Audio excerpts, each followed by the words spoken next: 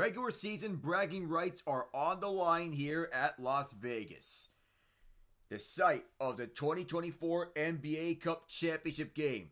There will be a payday for both the winners and the losers.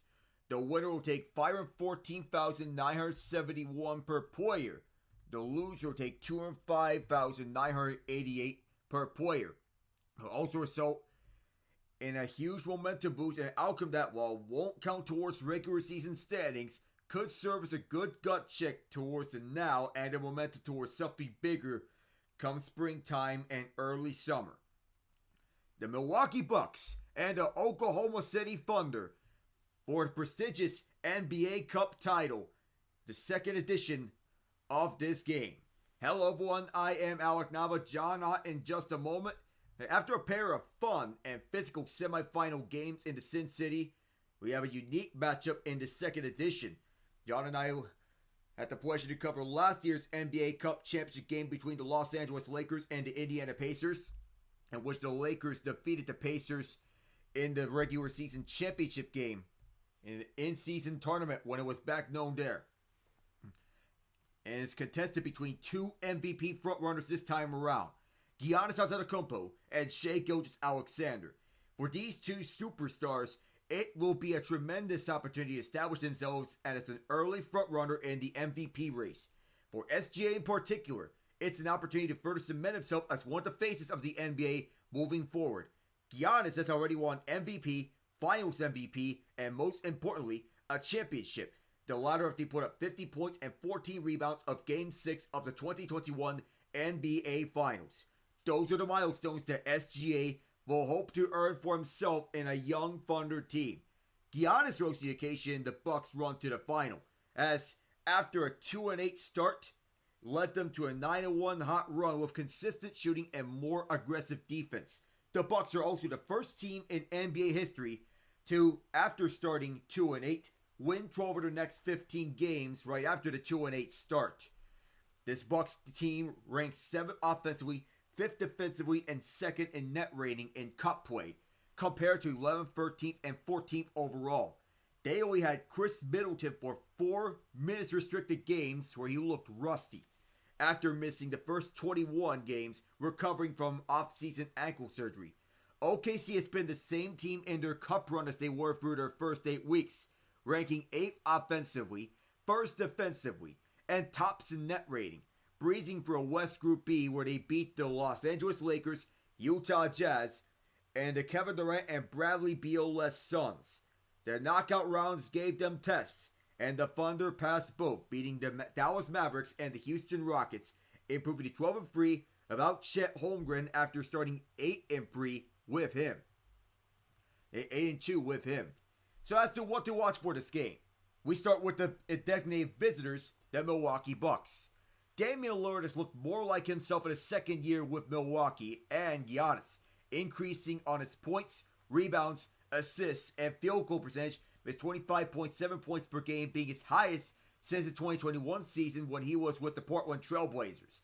It also makes him and Giannis one of the two teammate duos, each averaging at least 25 points per game, joining Kevin Durant and Devin Booker. Game time averaged 28.2 points per game in cup play, while the Greek Freak has been scoring and shooting better than his 2 MVP seasons, at 32.7 points per game and 61.4% respectively. And he's a force at both ends of the court. 3.8 blocks and steals per game in cup play. It is 23 straight games of at least 20 points on 50% accuracy or better, are 2 games shy of tying the NBA record. After a slow start, they've been on a tear, continuing to climb up the Eastern Conference rankings.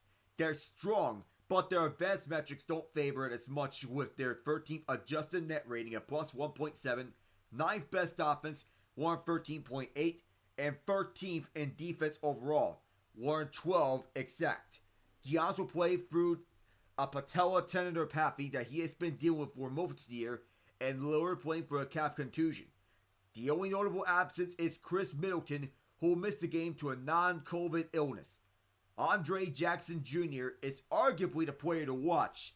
The UConn product, mentored and coached by Dan Hurley, will take on SGA.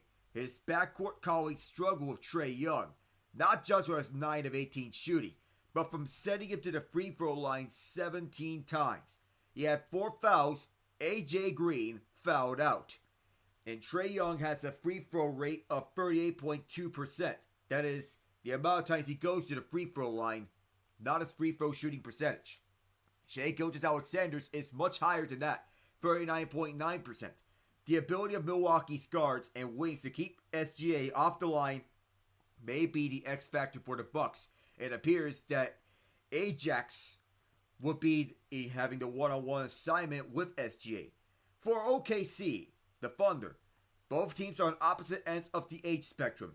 Milwaukee is the oldest team in the NBA this season, averaging 30.21 years of age, while the Thunder are the 4th youngest team in the NBA, 24.857, behind the Jazz, Trailblazers, and Wizards. It hasn't made a difference for either side, especially the Thunder, who are still looking to make their first significant splash in the playoffs.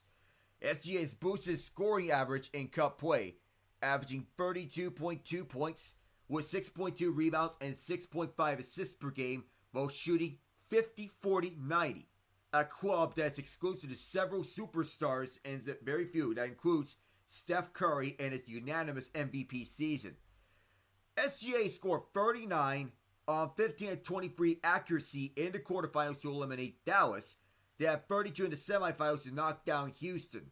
Isaiah Hartenstein has been a valuable asset, averaging 11.5 points per game on 54.1% shooting and grabbing 11 rebounds per game with 2.8 blocks per game in cup games. He's won over Thunder teammates with his screens, passing and disregarding for individual acclaim, helping him to a 9-1 record since his injury-delayed start to the year. And Jalen Williams has made his mark and developed nicely his 3rd NBA season. He's averaging career highs across the board in points, rebounds, assists, and steals per game. He's been as effective, if not more, on the defensive side, making him a prime candidate to defend Damian Lillard, ranking 3rd among at least 175 players to defend at least 35 direct ISOs this season, along just 0.625 points per direct ISO as the ball handler's defender. As part of a defense, ranking 1st in defensive efficiency, steals per game, opposing points, and field goal percentage. And this Thunder team has limited opponents to under 100 points 11 times this season, all of them resulting in wins. As we get Ian on board here, well, from the Thunder side, you have to be feeling hyped up if you're OKC. Yeah, man. I don't know how this is gonna go. I'm in a place with a pretty bad connection, but I'll try and stay on as long as I can. Hey, no worries. Glad to have you here with me, E-Man. It's always good. We make these casts fun together. Oh, yeah. Yeah. As per se... Alright, I'm gonna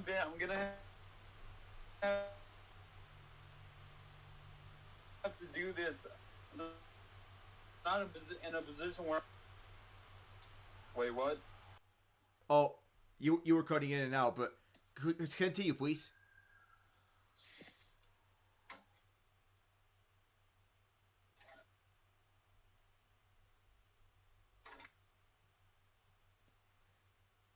Yeah, no worries if anything happens, but I'll let you continue on with what you were going to say once the connection is back, I think.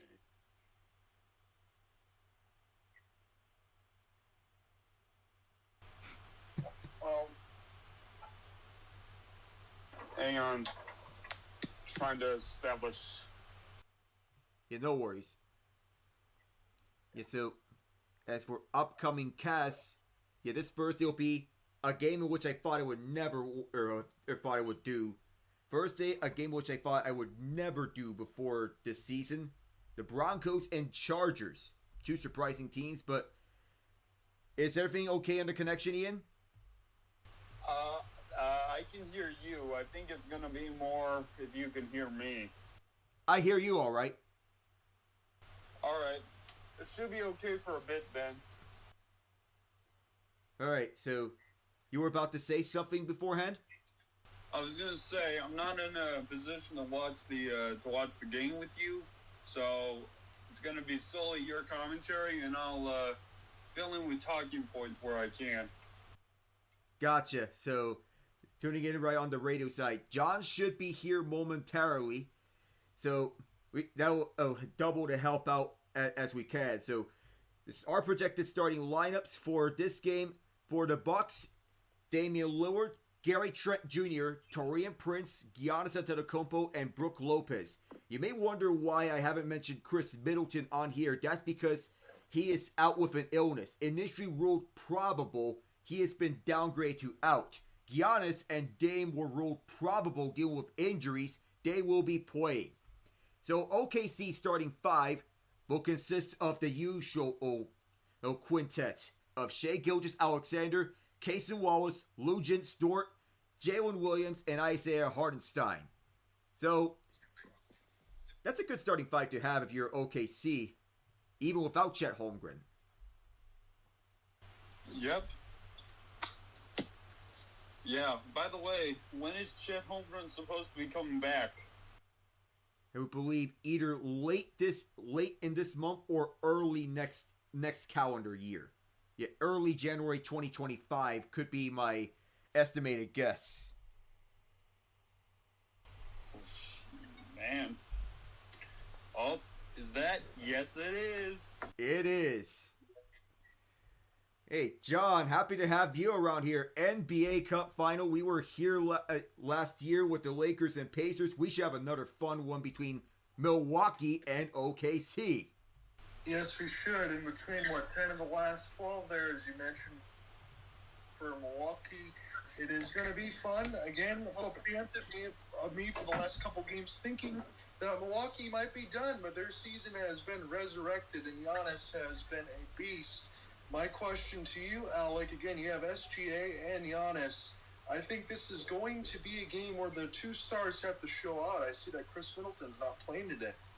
Yeah, he was initially ruled probable with an illness, but they decided to sit him out so that he can and take care of him being under the weather. Make sure that he gets back up to speed 100%, because normally playing through an illness would mean a bad omen, unless if you're Najee Marshall in the quarterfinals.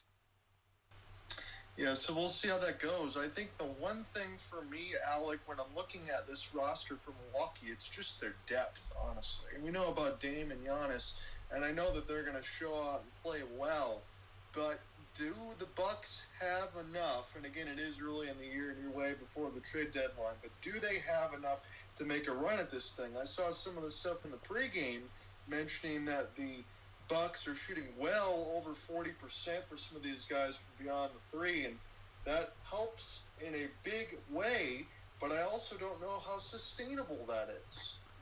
I mean, we got the emergence of some key contributors on Milwaukee, such as AJ Green, who has overtaken Pat Connaughton on the depth chart, and one of the guys that we covered in UConn's championship runs, Andre Jackson Jr., who is shooting 41% for the field, 38.1% from three. Yeah, those are big-time numbers there, especially for contributors a little bit early in their NBA careers, so I'll be interested to see if that lasts. So before we actually get into it, I just saw the anthems and all that too. Who are we taking tonight to win? This is going to be a very tough coin flip, but it feels like whoever has the more points in the MVP showdown, I think it's going to win this one. I think it's too close to call between Milwaukee and OKC. I may have to flip a coin and assume that lands on heads, then I'll be taking OKC, because heads means home, tails means away. I'll assume that it's OKC. I'll give them the edge because of their defense. So, go ahead, Ian. I was going to say, I don't know. So we know how OKC plays. They suffocate you with their defense and have decent to great shooting on any given night. Milwaukee has Giannis and Lillard playing, so you have two high quality options right there. The only reason I can't make a fair assessment is because I don't know what their defensive style is like.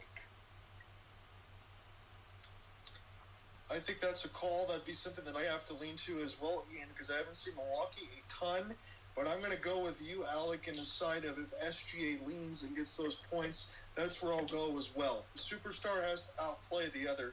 That's my simple prognostication for this one. And we seen it again in that game against the Rockets. SGA had 4 at half, and then all of a sudden, you get to the free throw line 15 times, Mr. Nava. That kind of percolates it a little bit. It's some mid-range, some floaters. Got it going. Giannis is unbelievable in the sense if he can get 30 points without having to shoot a single three-pointer. But I'm interested to see how that Thunder defense is going to match up with the Greek Freak. I mean, this Milwaukee defense has, in a sense, improved by the games ever since the start of the NBA Cup. And I feel this momentum boost is exactly what they needed to get back on track. They started 2-8, but they've won 12 of their last 15 games to get back on track and move up to as high as 5th in the Eastern Conference right after the Heat lost in overtime yesterday to the Pistons despite a Jimmy Butler masterclass. I saw Jimmy Butler's hair on the side of it. He is an eccentric man, but he looked like a flaming hot Cheeto, but he certainly was bringing the pain. He definitely was, and he did give Detroit a run for their money, but in the end it was the Pistons and J.B. Bickerstaff prevailing. Now this game won't count towards regular season standings, but it may count towards regular season pride. I think there'll be some of that. Again, we always talk about the pay line as far as this game and everything else. You know, the players want that as well. You want to be able to get some bragging rights. And how Alec, as you mentioned, in the sense of an East versus West that you get here, this could also, I'm not going to say it's going to be an NBA Finals preview, but the only way you get to that is if you're on this side of the bracket. Indeed. So, as for the call, who will take these quarters between you and me, John? Do you want the switch? I don't want to take the final away from you, but I can start if you want, or we can do the same. I'll have you start this time around. Okay, so I'll take the first and fourth. Alec will take the second and third. I think he's going to have a lot of action on top of him toward the middle half of this game. I'm excited to see what happens here. And honestly, Alec, it's another look for me to see how Damian Lillard fits in Milwaukee. In his second year, he's been improving on his numbers. I still think it's going to end up being a good trade, but here's the one thing for me, and I don't want to be disingenuous, because I really believe Drew Holiday is a Hall of Famer. He was a guy that kind of moved everything around. He was able to play defense, guard all 5 positions. That was a little curious at the time for me. Yeah, it was. If you want to improve offensively, I feel that Damian Lillard would be your guy so that you get a second option, because Chris Middleton at this stage would be taking the back seat and be the third option behind Giannis and Dame. Drew Holiday, you give him a defensive piece. It started off murky under Adrian Griffin, and despite the winning run, that decision of firing him, I still don't understand to this day. You bring in Doc Rivers. Yeah, I get you want to improve on the defensive side, but even if you go 31-11 under Adrian Griffin, why'd you fire him? Yeah, that makes things interesting. And before I get into this, I want to get your guys' thoughts as we're looking at Doc Rivers address his team before the game starts. Is there any pressure on Doc to have this team deliver a championship just because they got Giannis? Yeah, and for multiple reasons. Number one, to start off, you fire the guy. Oh wait, no, it wasn't Adrian Griffin that got them that title. It was Mike Budenholzer, who they fired for Adrian Griffin, and then they fired him for Doc Rivers, who is. Tell me if you think this is a fair comparison, John. Doc Rivers is the NBA's Mike McCarthy. Is that fair? Tremendous in the right. I think that's probably fair. I wouldn't say otherwise here. This is going to be interesting to see what happens. I'm pretty sure, and between the three of us, we're going to say that Oklahoma City's defense is going to translate. Again, 5-1 in the NBA Cup. I'm going to have to revitalize my notes a little bit. 6-0 for Milwaukee is the first for OKC is missed. And now right to left will be the Milwaukee Bucks. Again, they're going with the very dark green, unless I'm losing my eyesight here. As this is bounced right to Brook Lopez from 14 feet. He misses it off the front of the rim. Isaiah Hartenstein will get the rebound.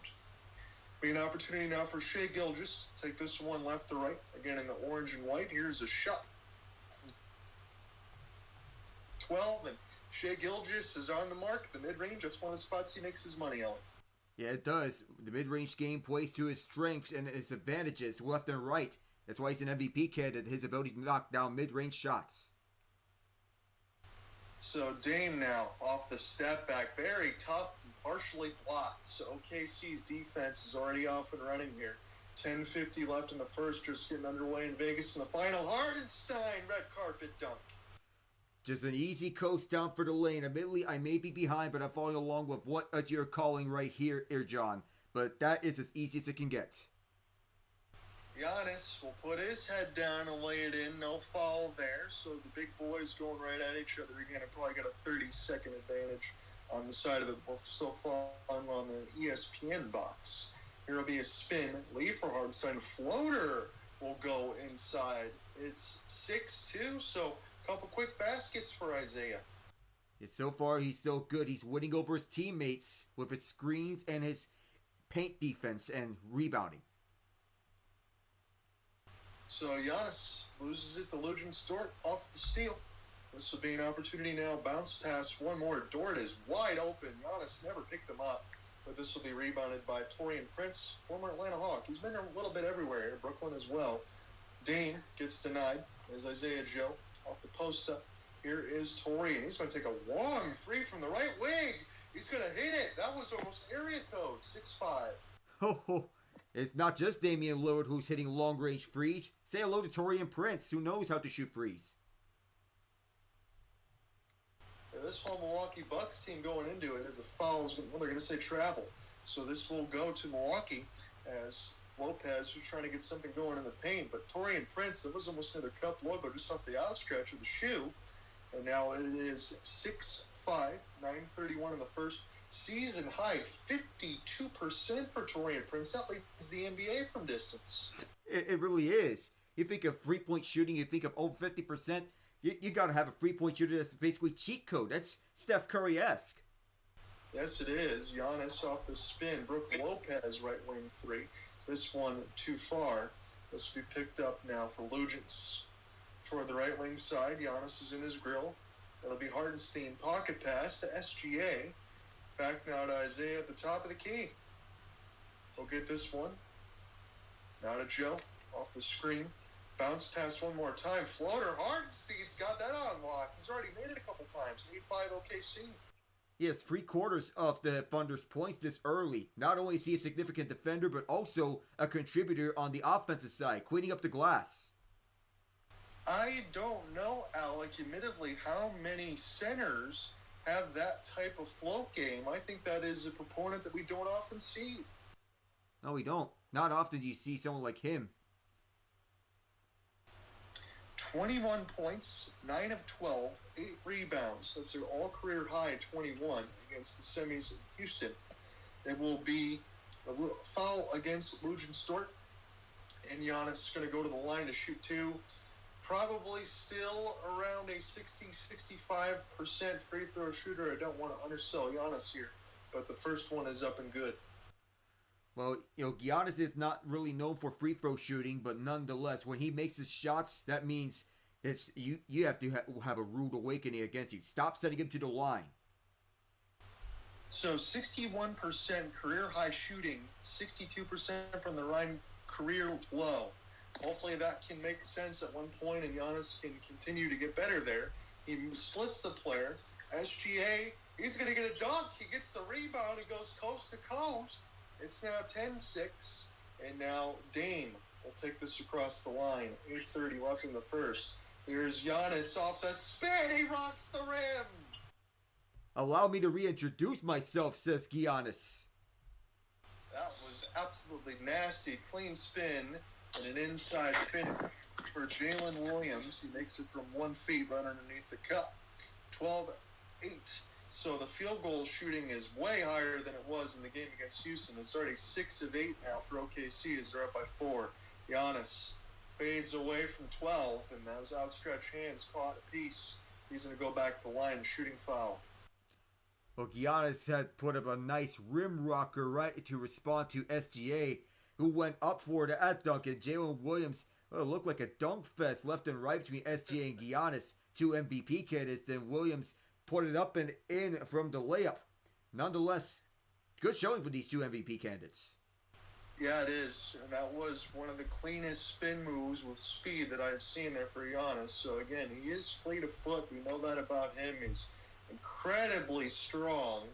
And he's just, you can't deal with somebody like that with his vertical and everything else. He misses another free throw. He's now 1 of 3. He's got one more coming. When Giannis expands his back to include playmaking, that means the assist game, look out. You're absolutely right. I mean, the only thing you can say is the three-point shooting may be a little bit of free throw, but honestly, he shoots free throws a little bit worse only than LeBron James at the line. So, I mean, if you can get there a lot, at least make more than half of them, you're going to be doing all right. This one rattles in. Again, that was kind of the old Shaq mentality. Is this one now all the way down the lane off the floater for Williams over the outstretch of Giannis. So OKC's offense having no trouble here. Dame from the logo. He misses. And this one is rebounded by Williams. But we'll take this one left to right. 1 for 3 is Milwaukee from 3. 0 for 2 is OKC. But they've been dominating from the floaters, getting dunks, getting easy ones. Joe off the screen from Hartenstein. He'll step back from 16. That is cash. OKC is humming. Oh, yes, they are, as Doc Rivers will decide to use his first timeout for the Bucks. But the Thunder, they are rolling nice and smoothly throughout. Offensively, good job. They checked that box. Defensively, they're not allowing the Bucks to get any clean looks here and then. That's a good job for them. Check mark early in this game. What does Milwaukee have in store? What answer do they have from right behind OKC? Because they need something from their big boys, Giannis and Lillard. Those are the 2 who you want to see take over a game. And that was my question. I know I joined in a little bit late, but God, before the tip-off in the sense of Alec, that's exactly what I'm looking at. You know what you're going to get from the 2 in Milwaukee, but what are you going to get from everybody else, especially now with Middleton out? I think the bench depth is a little bit thin, in my opinion. Again, the three-point shooting is good for the Milwaukee Bucks, but I don't know how sustainable that is. I do think OKC is a little bit farther along as probably trying to win another one. I know they got a ton of young players as well, but SGA kind of stirs that drink, and that defense is pretty good. Yes, it is. That defense is scarily elite for modern NBA standards, given his league best. Fellas. What's up? Go ahead. I'm sorry to interrupt here, but we have ourselves an interesting development happening in the world of college hoops. Unranked North Carolina is currently leading number 7 Florida by 4, 81-77, with just over 4 minutes left in the second half. Well, monitor some of that, because I know my alma mater, Oakland, is playing against Michigan State, but they're getting slapped in the second half. So, thankfully, Alec was able to keep my eyes off of that, so I can enjoy this game. And one more thing, the Capitals have taken a lead on the Blackhawks. Why am I mentioning this random hockey game? It's because the first goal was scored by the eternal headache known as Pierre-Luc Dubois. He is a guy that we've talked about for many reasons, sometimes good, sometimes not, but the Caps are 21-7-2. They have been ridiculous this year. So it is likely we will not experience another Pierre-Luc Dubois tantrum as long as they keep winning. Well, and the Caps are winning, so that keeps POD satisfied for the time being. So, Do you boys think that Cody Bellinger is satisfied? I saw that he's going to pinstripes. They got Bellinger for literally nothing. Mm-hmm. And, I mean, as a Royals fan, it is frustrating because he was right there, and if you just expanded the payroll just a little bit more, you could have got him. Now, there are still other options to go out and get, but it's just, John, you know this. Yes, I do now. And being a small to, well, in the Tigers' case, a mid-market, because you will hand out the big contracts. We But used small to. to mid-market, yeah, you got it. This one, as we come back, is blocked by Brook Lopez. And there's a pass across. Now Damian Lillard. Euro, that is beautiful. Laid in. Old school Damian Lillard right after a Brook Lopez block. You turn defense into offense, there's your key, and the timeout may have paid off. That's what I want to see for Dame Lillard. Still go inside. And Hardenstein, my goodness, he's taking the defense to school with the floater. He's already done it 3 times. Isaiah Hardenstein is just teaching these Bucks to not go around and play roadkill and all of that. Brook Lopez had 2 chances. Second one got blocked. And now OKC will pick this one up now. So Cason Wallace going to get set to come in. Again, that's a little bit ahead of me as SGA off the spin. And this pass will not hit Hardenstein. This will be turned over. So they'll make the subs now. Cason Wallace for Hardenstein and Kendrick Williams for Isaiah Joe. Yeah, I was a little shocked that Casey Wallace was put onto the bench to begin this game and Isaiah Joe to start. Yeah, I must say, my bad. I was going to say, about Hartenstein being the center for the Thunder have always operated with adequate center play. Yeah, they always haven't had scoring at that position, but they've always had defense and rebounding. When you go in between Serge Ibaka, Brook Lopez, here's a 3 for Lopez here on the side. He knocks it down. I should have said Kendrick Perkins. I was thinking of Brook Lopez 3-point shot there as he knocks that one down. Well, let's not forget Steven Adams. Yeah, as I mentioned with Steven Adams, that was a lot of defense there. Serge Ibaka had a little more shooting, but you're right. They always had adequate work there. So Brook Lopez will cash that one in from the left corner. It's 18-14, 5:49 left in the first. John Hunter with you alongside Alec Nava and Ian Genge. And that pass that they're showing here on the replay from Damian Lillard, that was in the pocket in that corner and knocked down. So this will be passed in now for SGA. Try to turn on the burners. He gets triple teamed. He's got to walk the dog essentially with this basketball. He'll step back. Now have to pass toward the right key. Laid in off the glass. And this one too strong and rebounded by Brook. Give to Dame. 5:25 left in the first. It's a 4-point game. Giannis. Here's a pass all the way across. This one's missed from Taurean Prince and now numbers. It's a 2-on-2 now, as it took a little bit late to develop. Here is Lugens. He gets right around Brook Lopez off the spin, fades away and knocks it down. You mentioned a defensive player who can cash in offensively. There is Lugens Dort for you right there. Defense first minded player, but can cash in offensively when he gets the chances. Absolutely, Alec. I love that. He's got all sorts of speed and versatility. He's a pretty good player. Damian Lillard, all sorts of contact. And Lugens Dort, they will say, picks up the foul. Almost had to. He got mugged. 4:48 left in the first.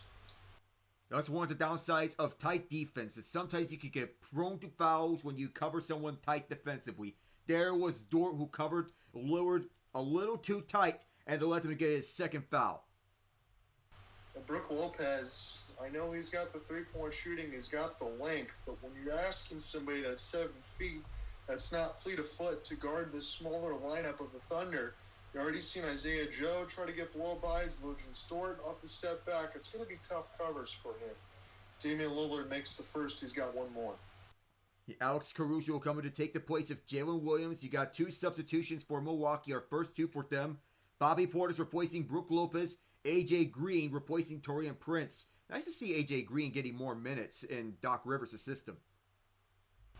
So it's going to be a little bit of education for me. So if I say the wrong name a couple times, I apologize. I do have the numbers out in front, but AJ Green, to get a first look at him. I know Marjon Beauchamp, DeLon Wright, former Piston Raptor, as well as this one is knocked down by Dame. Again, he's usually about 90% from the free throw line, so you don't really expect any misses there, as this is SGA.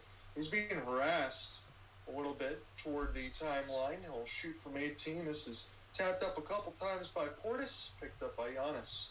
Again, it's back within 4. There's a pocket pass. Portis, he can walk right into a 3, and Bobby knocks it down. Fan favorite in Milwaukee who can knock down three-pointers and clean up the glass. That has to feel good for Bobby Portis, who has been their biggest sixth man in this championship run. Yeah, he has over the last few years. Goggles or not, today he doesn't have those, but pretty good all the way across the bench. Can knock down the 3, get the rebounds, do what you need him to do. Milwaukee could actually take the lead.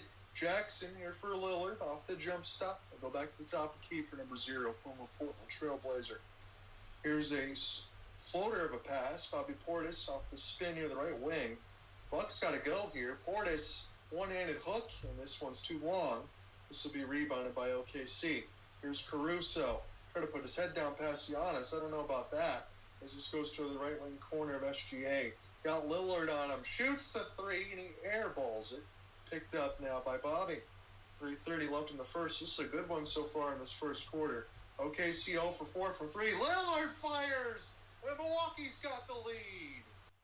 If I'm Mark Daigneault, I have to call timeout after this possession, and which I will, because that was a hot run you just gave up to the Bucks. Now, I know they're resurgent, but the Bucks are hitting most of everything in stride with how they're shooting, especially Damian Lillard and Bobby Portis with those last few three-pointers.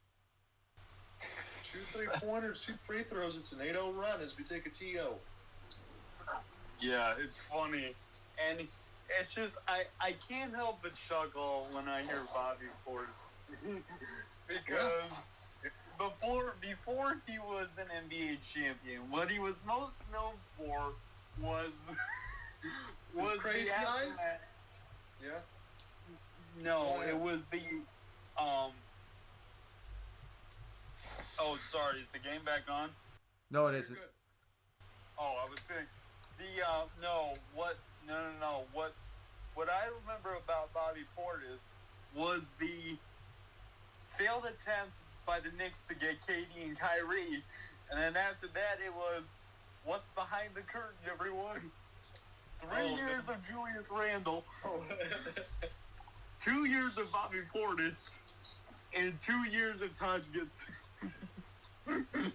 Yeah, that might not have aged well at the time, but I think we're all correct in saying Bobby Portis on the Bucks now has carved a pretty good career for himself.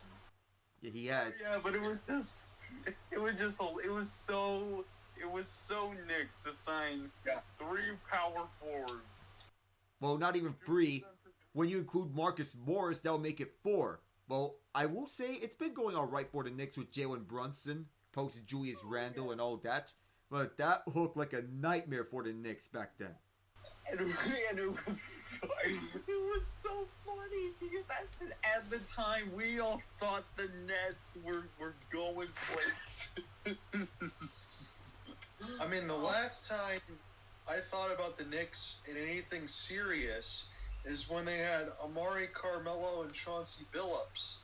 They had a decent run there. And then Amari punched the fire hydrant, right? He broke the case and messed up his hand. And then it was all downhill from there. And the Knicks, as you mentioned, you were trying to win in free agency. And now you got, really, the Mavs, again, they made the finals. And they might have their guy in Kyrie. But honestly, they might regret not having Jalen Brunson. Might. Well, might. But to be fair, though, as of right now, if it was just Kyrie there, I would agree. Okay. But Kyrie's not the leader of that team. No. And I don't think he's going to, if he's smart, he won't argue that he is. No, I agree with you there. I think we're well past the point of, I think we know the way that team is settled, and you're happy to be Batman and Robin. You know what I'm saying? You have to have a co-partner. Yeah. Essentially, Kyrie has taken the back seat in Dallas, and he's comfortable being the second option right behind Luka, and a team that already includes Klay Thompson, P.J. Washington, and Daniel Gafford / Derek Lively. Yep. So as we get set to check back in, again, this is about 10 seconds ahead on ESPN box. But it's an 8-0 run for the Bucks. Damian Lillard, a 3, a couple free throws. SGA will force the foul. He'll go to the line to shoot 2. OKC's got a chance to tie this one back up. Now, that's one of the more dangerous areas in which you don't want. If you want to force SGA to the line, that is bad for you, because SGA is one of the more efficient free throw shooters in the NBA. That's going to be a nightmare matchup for you, regardless of whether you're AJ Green or Andre Jackson Jr. Yeah, you're right, Alec. And again, you're at a point where we saw it in the game against Houston not that long ago. You get to the line 17 times. You would think if you're Milwaukee, you would at least try to half that number. He splits the pair, and now Bobby Portis tries to get this one ahead. Almost stolen, and it is. This opportunity now. Williams off the spin. I'll leave this here for Kendrick. Now SGA off the step back. He misses it too strong off the back iron, and Giannis will battle for the rebound. 2:45 left in the first. OKC is yet to hit a triple. Milwaukee's 4 for 7. Here's an opportunity off the pass all the way across court. Portis will tee up a 3. He'll miss it, just short. SGA now across the NBA Cup logo. He's being hounded by Jackson. Floats it up. This one too strong. And Jackson will corral the rebound. He'll get it now toward the right wing side. He can step into a 3 if he wants to. They like to go inside to Giannis, but that's lazy. It's picked off by Alex Caruso. Caruso now. He'll spin, fall down. Hendricks trying to get something going here. This will be given to Caruso at the top of the key. Out of 10 seconds. Right wing off the back down. SGA at Green. SGA will spin. He'll shoot a fade, and he'll hit it off the glass and in. OKC is taking the lead 23-22. Now, if you're OKC, how do you answer defensively? Because Milwaukee is hungry. Of course, they can strike any time. Yeah, you're going to have to be able to cut off some of those passing lanes inside to Giannis. Portis tries to finish with one hand, and we'll see if this one stays with Milwaukee. It's going to, with 1:42 in the first. Milwaukee, who can turn down the Jets offensively, they can and go about with Giannis inside the paint, or whether it be three-point shooting from Damian Lillard or Taurean Prince. You do not want to leave someone open. So Hartenstein's going to check back in for Kenrich, the float master. Here's AJ Green. Oh my goodness! He hits that one over Hartenstein. He couldn't even see him on the TV screen. Feels like he disappeared from such when Hartenstein was so tall. I couldn't believe he made that one. Shai Gilgeous makes a much easier one. Top of the key 3. Here's Giannis. Series of crossovers. Puts his shoulder in. Now he'll try to pass this one. Gary Trent wide open. And Milwaukee's cooking from deep. 27-26. The Duke man getting involved in a deep 2. Here is Caruso. Off the step back to Giannis. You're correct, Alec. That was a deep 2. My apologies. Hartenstein now. Here for bounce pass for Wallace. This one picked up by OKC, but a foul is going to be called first. It'll be on the Greek Freak. But that's rarely you see that the Greek Freak would get a foul against him. Usually, he would like to clean things up, despite being one of the biggest guys over the NBA. Arguably, I think he would be my MVP candidate, ideally. Yeah, I would agree with you, Alec. Again, he's really in that conversation. The long outstretched hands of Giannis hit Hardenstein, so he's going to go to the line to shoot 2. He has really shown out in this tournament, Alec. Again, we talk about Chet Holmgren. You deal with some of the injuries there, but I think Hardenstein has not just played himself as a bench big, he's really kind of played as an important starter for this team. And if Chet comes back, do you insert it onto the power forward position right next to Hardenstein up at the front court? I think you might have to. I think Hardenstein's playing so well that you really can't take him out. You could adjust the position, but I agree with you. I think you leave him where he is. Portis now from the bounce pass here for Connaughton. Connaughton now to Giannis. Shot clock down to 2. He's got a force. This one off the back iron, too strong. Cason Wallace will get the rebound now for SGA. Shot clock turned off. Oklahoma City up by 1. It's 28-27. This was a good first quarter. Not for distance for OKC, but for everything else. And good distance shooting. SGA will force. Caruso got a fire. He does get off in time. He knocks it down. Buzzer beater. Right at the clock, Alex Caruso with a buzzer beater. OKC did have a knack for buzzer beating your shots throughout this NBA Cup tournament. Isaiah Joe, and then you also have a buzzer beater in which I covered earlier, Knicks and Magic, with Mikal Bridges leading the way up front. But Isaiah Joe off a save from Alex Caruso in the first game that I covered between these two. SGA did a little fake on Gary Trent, then Caruso got it off. The Bucks are arguing that it should not count. We'll have to check if Caruso got it off on time. I think he did beat it out or not. I don't think so. We'll have to check the hand movement. Giannis, we'll see. Caruso, let's see. Yeah, I think his fingers may have touched the ball when he released it. He was on the process of releasing the ball. We'll see. This is going to be close. I think it was right at .1 on the live call when I saw the look. What about you? I think .1. That's where I would see it. I'm going to say buzzer beater here for Alex Caruso. That will give the Thunder a 28-27 lead. Actually, it's going to be more on the ESPN box because it hasn't updated. So let me correct myself. 31-27 as long as this one shows up. I think it's going to be good. Alex is going to get set to take us here for the second. We'll get our break. He'll take the third. I'll close it out. That was a good first. I hope you get much more of the same. Yeah, hopefully we'll have some more of that thrilling action here in the second quarter. Now, I do want to discuss, we heard about Cody Bellinger going to the Yankees. Well, it's not just Bellinger, because before Bellinger, it was Devin Williams. The Yankees have a full-time closer now. So, go ahead, Ian. Oh, man. And the rich just keep getting richer.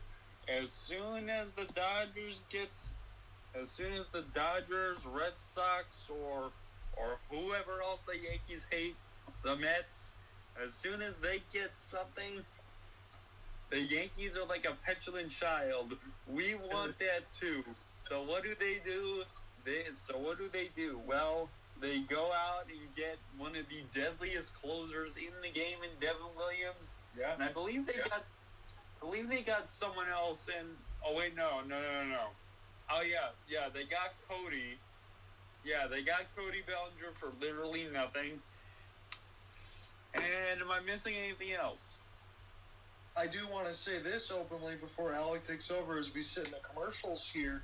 You might laugh when I say this, because I think the Yankees are still going to be a good team with or without Juan Soto. But I think that might turn out to be a blessing in disguise for them because they're not putting all that payroll into one player. I know Brian Cashman and the Yankees and Yes Network and all that, they have more money than God, but still, that allows you to make your team more well-balanced.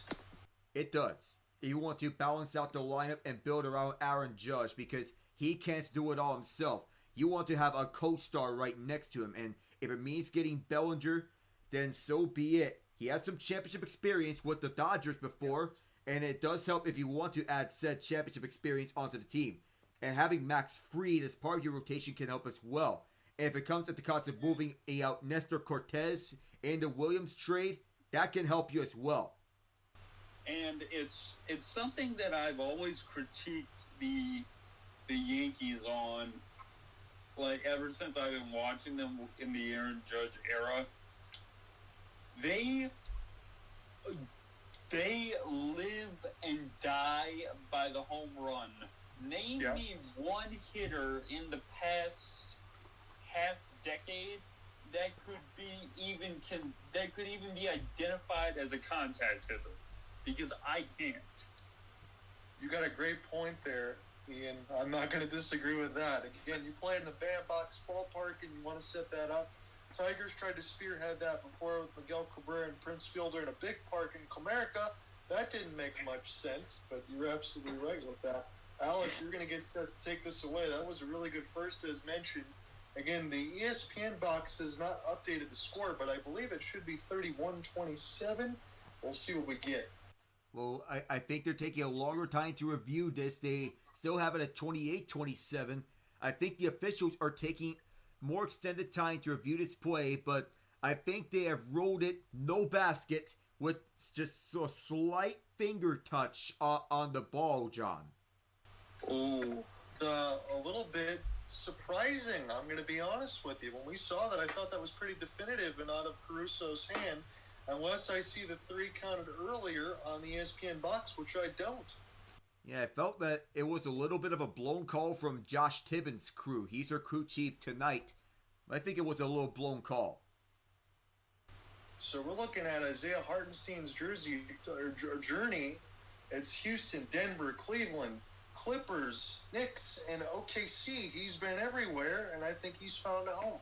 Yeah, he has found a home here at OKC with the royal blue and the orange. We're underway here, second quarter. Alec Nava, John and Genge. It is the Bucks with the ball down by 1 after they waved off Alex Caruso's buzzer-beating free from the left wing side. Here is Dame, left corner. Dame time! You know what time it is. My goodness, that jumper is smooth. I see Oscar Robertson and Ray Allen in the building. Ray Allen, one of the greatest shooters of all time. Here is Jalen Williams. That mid-range shot rolled out. And, of course, it is Damian Lillard with the rebound. With Giannis on the bench, they have both Brook Lopez and Bobby Portis on the floor. Dame's going to force one from deep. Well, he did a good job of forcing free throws. Oh, my goodness. All right, this is the Damian Lillard, Alec, that I've been waiting to see with the Milwaukee Bucks. Admittedly, I haven't watched as many of their games since the trade, but Dame time getting a little bit older, but his extent and his range that he's built since he's been in Portland and moved over, he can shoot shots from the logo. We talk about Steph, but Dame does have that type of range. Damian Lillard's first shot, missed that one. His hometown city won't have any more professional sports teams, but he is a professional sports guy at heart. 25.7 points per game this season as opposed to 24.3. He makes a second one, and his three-point shooting has improved from last year. 37% this year. I think it's also, too, you get to a new team, they always say a little bit of adjustments, this and that. I think there is something to it.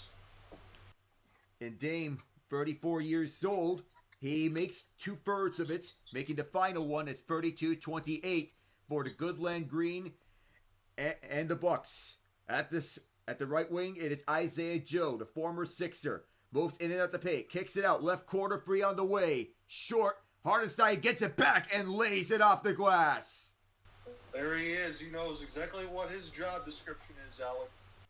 From the paint, picks it up and scoops it home. Here's Dame, kicked out for AJ Green, right wing free. He's getting hot. That's a flamethrower. And OKC's not covering these three-point shooters. They better get on it. They have to, because you cannot let the best defense in the league fall apart and fell flat-footed. Joe will step back, fake the free, go to Hartenstein. Hartenstein moves up onto the paint, fakes it, now delivers over to Mitchell, gets himself wide open, roasts it in. What a pass there from Hartenstein, set that one up. Find open spacing, that is the key for OKC. Lob pass, pickpocketed. Jalen Williams read it, he'll go coast to coast. Beautiful read there, he goes all the way, gets the easy layup. Yeah, the intended pass for Bobby Portis, who want to get an alley-oop from Dame. Here he is, back at the logo. Will deliver left side for Green, left corner. It is Bobby. He'll go inside. Portis double team, back for Green. Tic-tac-toe, Lopez at the right side. Trent moves up, will hook it, and that falls short. AJ Mitchell, and a bump here. There'll be a foul. I know that was a missed layup there for Gary Trent off the floater, but you saw that from Milwaukee there. 7 passes before they shot the ball. Their offense is definitely in a flow state, I would say. Yes, it is. 7 passes on the last possession. You want to have good ball execution. You got to be more creative with your passes and force this defense to second guess on several areas of the layers. Williams will coach this one in as he'll go left and drive, adjusts, bounces out. He thought he should have got a foul here and get some trips over to the line, but it's not. Trent, left corner, Green. Didn't miss that one by much. The Thunder back the other way. 4 defenders back for OKC. Taking this one himself, and it's bounced out. Foul is called against Dame. Yeah, Dame's going to pick it up. I didn't see, must have got a hand check in there. Jay Mitchell going to go to the line to shoot 2. And Kendrick Williams will check in for Hardenstein. Motorola, the jersey sponsor of the Bucks, loves travel shops. The jersey sponsor of the Thunder. Those OKC jerseys, some of the best. As Mitchell sinks the first one. I will agree with you. I like the orange bright line again. Nothing that has to be too spectacular. Just keep it one similar solid color and make it look clean. Good work. Yeah, good work especially. Yeah, we're seeing the Christmas Day games. Wembanyama at the Big Apple, one of the ones highlighted as Mitchell is 2 for 2. But that's going to be a good one. Wembanyama at the Big Apple taking on the Knicks for his Spurs. Portis will look for the right wing side. Delivered over to Green. Back inside for Portis. A hook shot. Rolled out. Boy, he got off that one. Kenrich Williams goes back across. He'll drive it himself. He'll have to kick it out. This one may have bounced off of Lopez. No, this bounced off of Williams before exiting out. Yeah, he tried to get around Lopez. He went out of bounds, bounced it off his own foot. Yeah, his own foot as he was driving through the right hash. I think it was a little too much momentum for him. Yeah, off his right knee. You mentioned it, John. Off his right knee before it went out. Here's Gary Trent Jr. He was teammates with Jason Tatum and Grayson Allen at Duke. Whoa. Here it goes to Lopez, over to Lillard. Damian Lillard going over to Lopez again. He'll fire for the free throw line. Oh, it's in and out. Rebounded by OKC as they go back across. Much of the second unit is out there as Jalen Williams to the right hash. Rimmed out, but a whistle. This one, I believe there's going to be a loose ball foul that's called. I'm not sure if it's Lopez or Gary Trent Jr. picking it up, but this will stay with OKC. Mike Breen thinks it was Lopez at first, but they're calling it on Gary Trent Jr. Well, it was too close to call, but I think this should be more on Lopez, if anything, instead of Trent. It looked like there was a hold of the jersey on the camera shot that we just got. Yeah, yet they're calling it on Gary Trent Jr. That was a strange officiating decision. You're throwing him under the bus? Who, me? Left side as OKC wants to deliver. AJ Mitchell is wide open. Didn't knock that one down, but OKC was able to keep on a long rebound. Jalen Williams to try it. No go there. 0 for 2 from 3 on that possession. Lillard. Somebody's got to score here. OKC is 1 of 9 from 3. And we have a foul against Milwaukee. Offensive foul on Bobby. Yeah, you got the quarter right now, Alec, that we saw a little bit in some of these seconds where it's been defense. That's what we're getting now, some defense and some missed shots. Oklahoma City, I don't believe, has even knocked down a three-pointer yet in this game. Just one time in 9 attempts. Here they come. It's Mitchell. He'll want to look. We'll move aside. Case and Wallace is a fire to free, but a fire for the free throw line. Rolls around. Eureka! Finally, someone scored. Break the seal there off the floater and had to rim around the cylinder a few times. They're on 8-0 run the last 3 minutes. Over to the right side for Green. Now Lopez. Trent is wide open. He's closed off. Left corner free. Didn't answer back there, but Bobby gets it right back. Did a later one through. Third effort. Tips it in. Non-stop effort there from Bobby Portis. Took him 3 times, but he got the 2. It is a charm indeed, John. Here's Wallace with a screen from Kenrich Williams. From the left hash. Did a later one through. And it's a loose ball. There will be a whistle blown here for a foul that will go against A.J. Green. I'd like to see this one again against A.J. Green as looking at Bobby Portis battle inside against Williams, both of them at least. But that was a good effort there for Green. It's unfortunate he got the shooting foul. It's Portis 13 points almost off the bench, 5th in the NBA in scoring off the bench. Just as Wallace misses the first free throw, so scoring is coming at a premium more often than not. As Giannis, he'll check back in. We'll see who gets subbed out. That'll be Portis. So he got his work in. He got a bunch of rebounds and a bunch of stat pad there. And Milwaukee's only down one, and I think he's going to feel good about that. We'll see what he can do once we get later into this game. And one guy that I want to watch more of for Milwaukee is Andre Jackson Jr. as Wallace is one of two. He splits the pair, not because Jackson was coached by Dan Hurley, but because I want to see what he can do against Shai Gilgeous-Alexander. He may arguably be the Bucks' X factor in this game. Giannis will look back to Dame, just got that pass off past OKC suffocating defense, and for whatever reason, Dame just fires this from all the way back, deep airballs it. He was shooting that right from the NBA Cup logo right in between that high sense, but that was almost a 40-foot three-pointer that he airballed. 33 feet out. That's the distance officially. That was almost from the range in which he fired his series-winning three-pointer against, ironically, the team he's facing right now. Left wing free on the way for OKC. Too far. Lopez taps it for Giannis, who fakes the pass to Green. Giannis will look and will fire back for Lopez. His free on the way. In and out. And Luguentz-Dort with a rebound. All the way back, it is Jalen Williams who's driving left. Mid-range shot. He sinks it with 6:30 to go. That was a big one there for Jalen because they just showed it for OKC officially. 1 for 10 from behind the arc. Yeah, mid-range shots may be the way to go. Green gets blocked. Ball is tipped up. Lands onto Wallace. So another crucial block for the Thunder. Going inside. That foul is called right before putback from Luguentz-Dort. So that putback is waved off from Lou. As you talked about, I like those sequences. After you miss that, you get that leaner there for Williams, knocks that down, and immediately get the steal, go right to the rim, try to get to easy points. As we take the TO, Thunder's got a 41-37 lead with 6:15 left in the first half. You know, it's now I'm not able to watch the broadcast like you see, Dylan, but from what I'm seeing following ESPN, it seems to me that with how your defensive style is playing right now,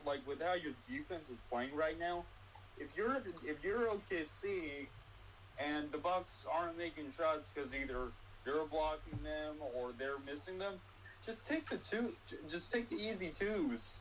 If they can't score and you keep getting the easy baskets, shoot. Yeah, shoot. There's a 10, 12, 14-point lead right there. Waiting. I agree with you, Ian. Again, there might be some times where both of these teams have missed some baskets, as Alec and I called, but there's a spurt, maybe about 3 minutes or so in that second quarter, Alec, in which teams didn't pick up any points. You maybe steal a couple free throws, a couple twos there, and the lead could be bigger for either team. It's just like what we watched between Houston and Golden State.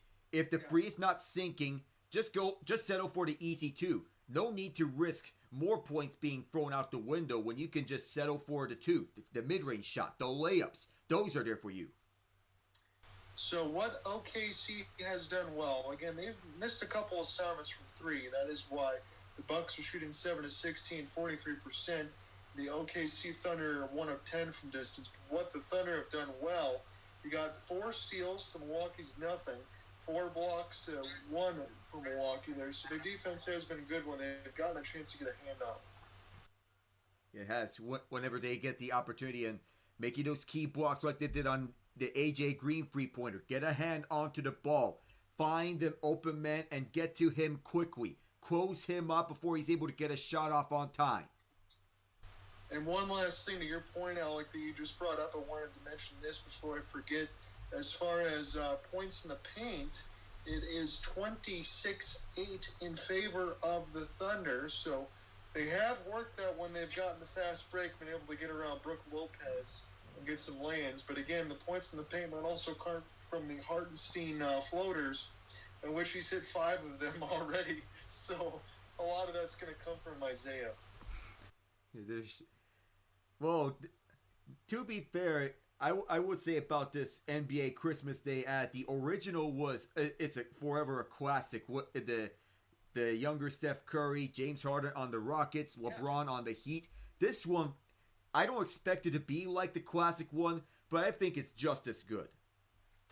I think you have to have that. You want to draw some inspiration of the things that we remember. And also, Alec, I'll say this. I'm not going to get into a big discussion about viewership and all that unless you wanted to do that at the half. But I do think at some point the NBA needs to start passing the torch to the next star. I would believe so.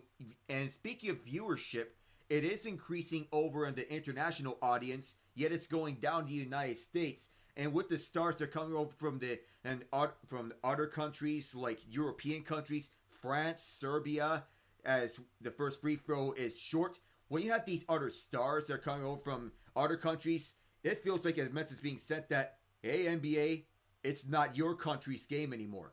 This game is going to be along with the international stars as the pair split. No, I agree with you on that. So I love the global aspect of it. Again, that's what we like to see in the NHL side, and I'm glad that we're seeing that more in the NBA now. Yeah, that's what's being seen. Giannis from Greece, Nikola Jokic from Serbia. Giannis on one leg knocks it down. Wow. He did his Dirk impression there from mid-range. I like it. From mid-range, indeed. That's the Dirk Nowitzki type shots that he showcased, especially in the championship run in 2011, in which he won Finals MVP. Hardenstein with Lopez on him, dropping it back for A.J. Mitchell, charging inside his layup, once contested. Lillard last touch on the rebound. He is down. It might have got off one of the Thunder though. Yeah, it did. So we'll go back here as Alex Caruso checking. Look at there for Giannis. Well, that is picture perfect, as you said, Alec. Off 1 foot. You get the push there for Jalen. He just buys himself some space with that shoulder. Taurean Prince will be credited with the defensive rebound. Giannis going one-on-one. Still looking with his back turned to Caruso. He goes inside, spins, turns, skyhooks. That's Kareem-esque. Too easy. Not enough size there. Yeah, when you put a smaller defender on him, you would expect quickness. Caruso kicks it out. Left corner free on the way. Rimmed out. Rebound tipped up. It goes to Prince. Now drop back over to Giannis. The Greek Freak leading the way for Milwaukee, who are 7 of 15 from free. He'll force it a deep two. Short. Ball is bouncing all the way back to Milwaukee's end of the court. It'll be touched up. The Bucks will have to restart, so the shot clock is reset because it touched the rim. Lillard brings it back. 7 to shoot. Going one-on-one with Lujic. At the right corner, Giannis. Left corner now. Taurean Prince. That rolled out. Hardenstein rushes for this rebound. Good hustle. At the far side, that's where the Bucks are defending. Kicked out left corner. Good defense from Brook Lopez. Jackson is in on SGA. Could have laid it up. Hardenstein could have put it back. Now Lujic. What is the sequence here? What chaos are we bringing? There was a few rebounds there, but it looks like Andre Jackson's going to pick up the fall, Mr. Nava. Yeah, that's what it believes. That's what we're seeing on the ESPN box score as, yeah, he did get an elbow, did get a hand on Hardenstein's left elbow. That would send him to the line. That was almost close, but it was rolling off the cylinder for goaltending. I mean, it also could have been an and one for Hardenstein as he knocks down the first one. That was so close. Good contact and good battle for the ball between both of these teams. Again, for Milwaukee, I will say this. I know Giannis had to settle for a mid-range shot and missed it, but get that deep post position really quick if you're Giannis. Get Dame the ball right off of this and go back in the post and go to work. Yeah, I think we're getting some substitutions. I believe that'll be Cason Wallace in the place of Lou Dort. Pat Connaughton replacing Damian Lillard. So it's one of the few times in which we are seeing Connaughton. He has been getting less minutes in favor of AJ Green, who's improving on defense. There was a time in which Milwaukee would see Green getting picked defensively. Now he's improved at that category. Hardenstein's 2 for 2. He's had such a good game so far. He's already above his average at 13.5. He's got 14. Hardenstein playing arguably his best game of the season. And it will not be surprising if he finishes as the second best scorer, knowing what Shai Gilgeous-Alexander is capable of. Brook Lopez! Oh my! That was set up from a one-handed pass from Giannis. Again, he's pretty much able to see up the defense. He doesn't need to jump or anything else. He's got Caruso on him off the back down and then set that one up. Again, that was the previous sequence. But what a pass there for Giannis. They will not count the basket, but it's one of those great baskets that won't count, but this one will! Holy moly, Giannis! If they didn't count it the first time, Giannis is just going to finish it off. They're going to count that too. 44-43. 12 free and free for the Greek Freak on 5 of 7 shooting. 2 games away from the most games all time with at least 20 points and 50% shooting. SGA misses, Giannis has the rebound. So what will he do towards the middle? Giannis charging down. Oh, he ran into one of the Thunder players. They're going to say that this one's going to stay with Milwaukee. That charge is going to hurt. Well, that's got to hurt for Isaiah Hartenstein, who took that contact pretty well. But Hartenstein, the reason he got that foul was because he was not in a legal position to draw a charge. I know Giannis can do much more things than Shaq, but honestly, he reminds me of the modern day version of Shaq. Go for a combination of players as Jackson rolled that one out. So ethical hoops could be coming right here. Not a lot of three-pointers, but Hartenstein, he was crowded. Isaiah Joe fires from deep. And another miss free from OKC. What else is new? Here is Andre Jackson over to Prince. Now Giannis. Giannis sets up at the right wing side, defended one-on-one by Hartenstein. Caruso's also on him. He'll take a deep 2. Rimmed in and out. Caruso to rebound. The former Laker charging up front. Caruso, he runs into Giannis. And Giannis tries to draw the charge, and he's not going to get it. I'm sure he won't be happy about that. Caruso is going to go to the line. I do think Giannis was in legal guarding position. He wasn't moving. He didn't get the call there. Yeah, I think this was a little blown call by Josh Tibbins' crew. I think this should have been an offensive charge against Caruso. I mean, it's hard to argue, Alec. Again, we'll say this admittedly. Like LeBron James or Giannis, to say that Alex Caruso could send Giannis flying.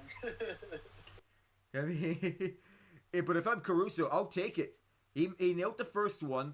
Last season with Chicago, he averaged 10.1 points per game, which is a career high. So he's breaking out offensively. He makes the pair, 46-43, and Caruso, one of those guys on the Lakers that was having such a bright future with, won a championship with them in 2020. Connaughton, backed up at the Hisense logo, over to Lopez, who pumps up. Giannis lays this one off the alley. I don't know how you can keep getting away with Alex Caruso against Giannis Antetokounmpo. That's just not fair for Caruso. You're putting a small guy up against a big guy. You put at that, he's not big enough. Deep free. Another miss for OKC. And soon enough, you got to start wondering, why are they shooting threes? They've missed 12 of them off the 13 they've taken. Down the right side, Connaughton setting up for Jackson. Easy layup for the UConn product. Milwaukee's got the lead now, 47-46. Largest lead by either team has been by single digits. Not a comfortable position for either side. SGA is bound to take over soon and overshot that three-pointer. They are still shooting threes for whatever reason. There are 2 of 5 left. They're 1 of 14 from deep. And that number is certainly going downwards until they hit one. Giannis loses footing. They're fighting for the ball. Whistle blows. And the benches are trying to wonder what is happening here. 156. Doc Rivers decides to use his timeout instead of settling for the jump ball. So Doc Rivers gets the timeout. You're right about that. Then all of a sudden, for whatever reason, the OKC and a couple coaches off the Bucks bench had to come out near the top of the key to make sure there wasn't anything else going on. To make sure that there is no other physical play right around the free throw line, because you don't want this to escalate further. But Doc played this smart. Bucks have possession. They're right across the half-court line. They have possession of the ball with Giannis holding on to it. It was about to be a jump ball. You call timeout. So, Alec, I'm going to reset this here for you, as we're underneath 2 minutes to go in the first half. Both teams now officially 17 of 40 shooting field goals at 42.5%. That doesn't seem all that bad. But here's the big key. 7 of 17 from beyond the arc for the Bucks. Just 1 of 14 for OKC. If you're Mark Daigneault, do you say, keep shooting some of the open ones that we get because this has to turn around, or are we going to try to make more of a 2-point commitment? I think you have to make more of a 2-point commitment if I'm Mark Daigneault, because the threes aren't hitting. You have to go to the 2-pointers. Like, between Golden State and Houston, for the Rockets, that game, the 3-pointer was not hitting. So the Rockets decided to settle for the 2-pointers, and it worked. OKC has to go with that same mindset. settle for the 2. Don't go to the 3. It'll be interesting to see if they make that adjustment, because right now you can argue that is why the Bucks have a 1-point lead. It is tenuous. It's still been some decent defense there, but part of you can also play devil's advocate and say, OKC can't possibly shoot any worse from 3, but we'll see what happens here in the final 2 minutes. Oh, they can. They can. Don't bring that bad omen here, John. Don't. If they can, then my head is going to explode. I mean, the arena may explode with the freeze, because that's the modern day NBA with Steph Curry revolutionized. The modern NBA calls for 3 points of plenty, but I feel OKC has to go for an old school game. But don't bring that bad luck around here with it can't get any worse, because sometimes that's going to be a bad omen. It always can. It always can. Dude, don't get it twisted. Don't you put that evil on here, Ricky Bobby. Don't you put that on us. Oh, man. I will say this, Alec. Your Pens got a big win against the LA Kings in OT. Here you go. Overtime as well. And I thought that this would be a game that the Kings would take, but Ricardo Raquel in overtime right after Matt Griswold got his first of the year in the third period to even it up at all deuces. That was a much-needed win. And the Blues are down 2-0 to the Devils because this team doesn't know who they want to be night after night. Night after night, fellas. It's win, lose, win, lose, win, lose. Why do you do this to me, Blues? I have no comment as far as my team. I'll just press on. Well, at least you're headed in a direction, John. It's not the direction you want, but you're not mediocre. Oh. Well, we do have something coming out of this right afterwards.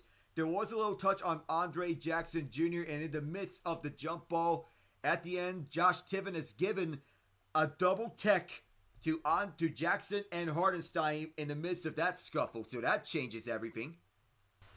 Oh, so that was the next of the commercial break that we just had in Battle for the Loose Ball. Lopez, he'll back up. Less than 2 minutes to go. Giannis, he'll look back for Lopez. Easy tap in. We just talked about that, gentlemen. You kind of wonder if OKC can start to replicate some of those easy twos that Milwaukee is getting. 14 points for Giannis with 4 assists and 5 rebounds. So that playmaking style may be there. That's a long free.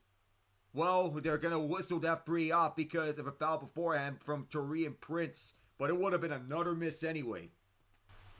Yes. At least it doesn't say that it could get much worse as he had just profiled, because it definitely would have.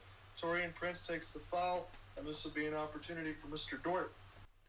Blue Jays getting ready to shoot 2. The Montreal, Quebec native, who's speaking of, as he have the first free throw, he makes it. Who's speaking of Montreal, it is the Canadiens, well, beating the Buffalo Sabres 6-1, handing the Sabres their 11th straight loss. I think you mean to say dog walking, and as a matter of fact, here's another update. The Columbus Blue Jackets have clawed back from being down 4-0 to being down 4-3 against the Lightning. Man. Yes, Dort makes the pair, but that is incredible from the Blue Jackets. Start that 2019 resiliency. Why 2019? I'm mentioning because that was the series in which they swept the Lightning. Giannis, like a little Michael Jordan outstretched, just toying with Caruso. Lopez, oh, stop it. This is unbelievable. Two big boys in the paint are doing damage right now in back-to-back position. It's for Milwaukee. I like it. Oh, almost a steal from Dame. And Caruso for Hardenstein. There's an open three to be had, but there's a deep 2 instead. They settled for it. They did it. Jalen Williams able to take that pump fake, get a little bit closer, and make that shot easier. Yeah, this is from much closer indeed. As it is 51-50, Milwaukee kicked out, poked. Whistle blows. I think there's a foul. Lugens is going to pick this one up here. Hartenstein wants to travel. I don't think they're going to get it. We got 50 seconds left in the second. Milwaukee up 51-50. Yeah, there is something to be had as Jalen Williams, he faked the free right on Taurean Prince. And had that free been taken, I would have believed that Prince would have blocked that free from being made. So Williams steps up and then makes it from 17 feet out. A little easier for him. So Giannis fighting Andre Jackson Jr., who was right behind, and then gets the return feed back. Bucks are 9 the bonus as the inbound from Dame goes to Prince. 15 minutes, 4 points for Lugens. 3 fouls already for him, so he's already in foul trouble. Giannis one-on-one with Caruso. Right corner, it is Jackson, the UConn product. Short, and this rebound goes to OKC. Going coast to coast, now going near side. Shai Gilgeous-Alexander. Where will he make his move? Gets a screen on Hartenstein. SGA to the rack, kicked it out. Right corner is Caruso. Didn't make that one. It rolls. Saved by OKC. Hartenstein picks it up. Backed all the way out for Jalen.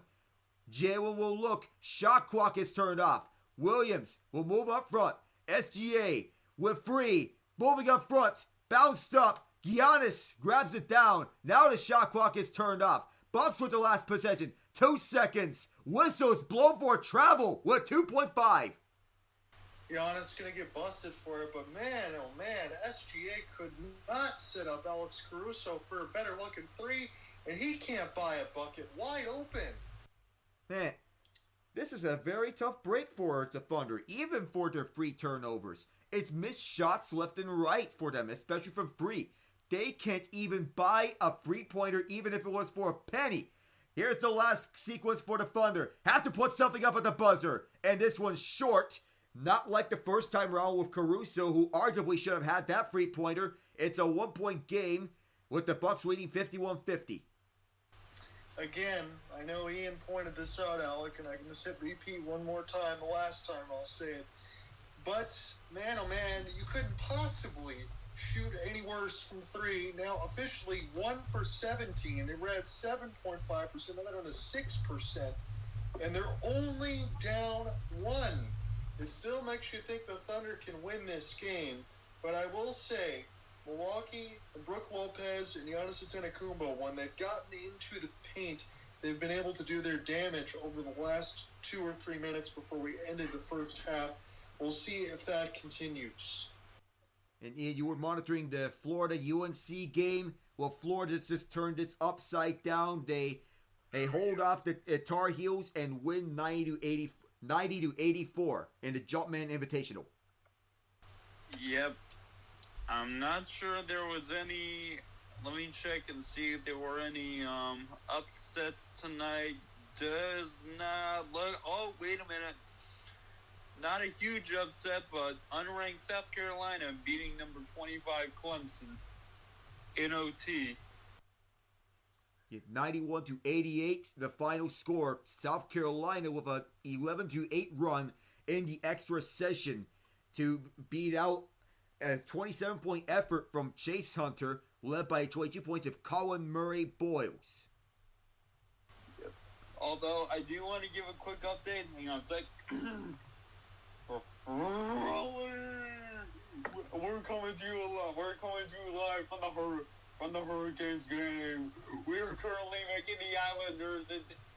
We are currently visiting the Islanders, and the rent is due. And the rent is due you. And the rent is due you bums. We're up on you 4-0 with a little under 12 minutes left in the third. We might as well. Whether it's Raleigh or Long Island, we make wherever we visit you, we make every place our home. And come and watch the rest of this game as we completely demolish what is left of Islander fans' hopes. Keep coming to our game. You nailed that one perfectly, Ian.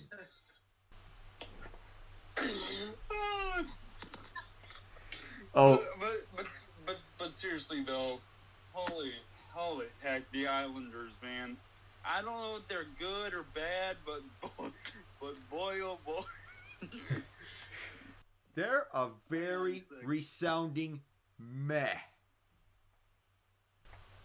Meh. Well, actually, we can't even say meh. They're near the bot. They're second to last in the Metropolitan Division. They're bad. Well, that was the thing for me, and I know you gentlemen know this better than I do, but it's like you bring in Patrick Waugh, but what do you expect him to try to fix? Lou Amarillo can't decide if he wants to rebuild because he keeps trying to, kick the tires around. At some point, that doesn't work anymore. And then you have Ilya Sorokin and Simeon Varlamov, who are probably too good to make the team be bad. Indeed.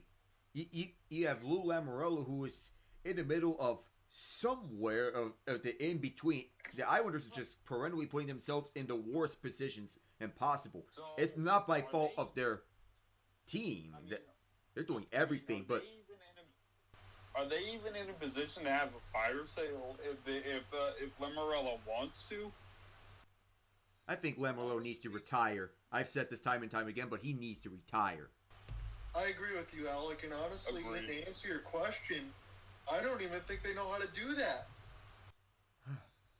Well, we speak of the Blue Jackets making a one-goal game. Well, the Lightning pretty much have sealed this one with an empty netter unless the impossible happens in the final 123. Braden Point with the ENG. Yeah, this is what I'm watching live before we go back into our game. We won't miss any of the call, and I'll jump back into it. Just a little entertaining for ourselves here as we sit into the first intermission, the first half intermission. But Braden Point, my God, I mean, he's already got this many goals. And then when he had the game last week in between Calgary and Tampa, when that turned into a bloodbath at 8-2, pretty much everybody on Four Nations face-off for the top players are all from Tampa Bay. So you got Getzel, Point, everybody else across the board. Cirelli's going to be in there as well. But they just continue to score goals. They're just stacking it up left and right, all around between Gensel, Point, Kucherov. Even with Stamkos gone, it's not a problem for them. I want to make a shout out to the University of Vermont as they advanced to their first ever championship game in any of their professional sports they played and won 2-1 in the extra session against Marshall in NCAA Division I men's soccer for their first ever national championship title in their university's history. That's a very cool shout-out, Alec. I'm glad that you brought that to our attention. Yep. 2-1 the final. And the call was accurate there. Don't call them Cinderella. You can call them national champions for the first time ever. I like that. Woo-woo! Good on you, Vermont. So, as I'm still going in and about, I know college sports is getting heated up here at the NCAA football side. Well, and I don't know if I've mentioned this to you before, Ian, but Bill Belichick is headed to the University of North Carolina and has to be wanting to go to a UNC game next year. I don't know what if I'm deciding on going to a UNC's game either against Clemson, Duke, Stanford, or at NC State, but I think UNC just made their games more intriguing with Belichick as their head coach. Well, here's what I can guarantee almost immediately. When you hire, if you're a college and you announce that you have hired, arguably, actually I don't think it's arguably anymore, begrudgingly, he's the greatest NFL coach ever. I mean, come on, 6 Super Bowls, 20 plus years as a dynasty. I mean, come on, let's not sugarcoat it. You announced that you've hired that man as your head coach. I don't know how much you can. I mean, honestly, fellas, they may get more. They may get more recruiting application than they can put men on the roster. Yeah. That feels like the vibe. I mean, imagine, for instance, I don't know if this would ever happen, but Imagine if Steve Kerr said, "I'm going to." You know what? Let's go ahead and make this interesting. Let's say Steve Kerr was hired by Oakland, John. What that would do for the university's basketball program. Well, it's certainly, let me say this, because again, I love Greg Kampe more than anything, but he's been coaching at Oakland before I was alive. Again, I was born in 87. He started coaching there in 79. He's been there for 42 years. So for them to kind of change something like that would be crazy. But that's almost like the same thing of you saying, Steve Kerr says, you know what? I was in Arizona. I'm going to go back and coach Arizona. That was shocking. But if Oakland made a move like that, I probably would fall out of my chair. That would be a big shock. So, yeah, there's a lot of things going on, and you're absolutely right about Bill Belichick. I was going to make one of the most inappropriate comments of all time, but I decided to refrain myself because you're all professional gentlemen. well, don't actually make it, but go ahead and give us a vague description. No, I can do it tastefully, correct? So, we all know about college campuses and the ruckus and everything else you can bring, right? If you're a young college student, you enjoy the time in college, you enjoy the life. I was wondering if Bill Belichick was scouting the talent.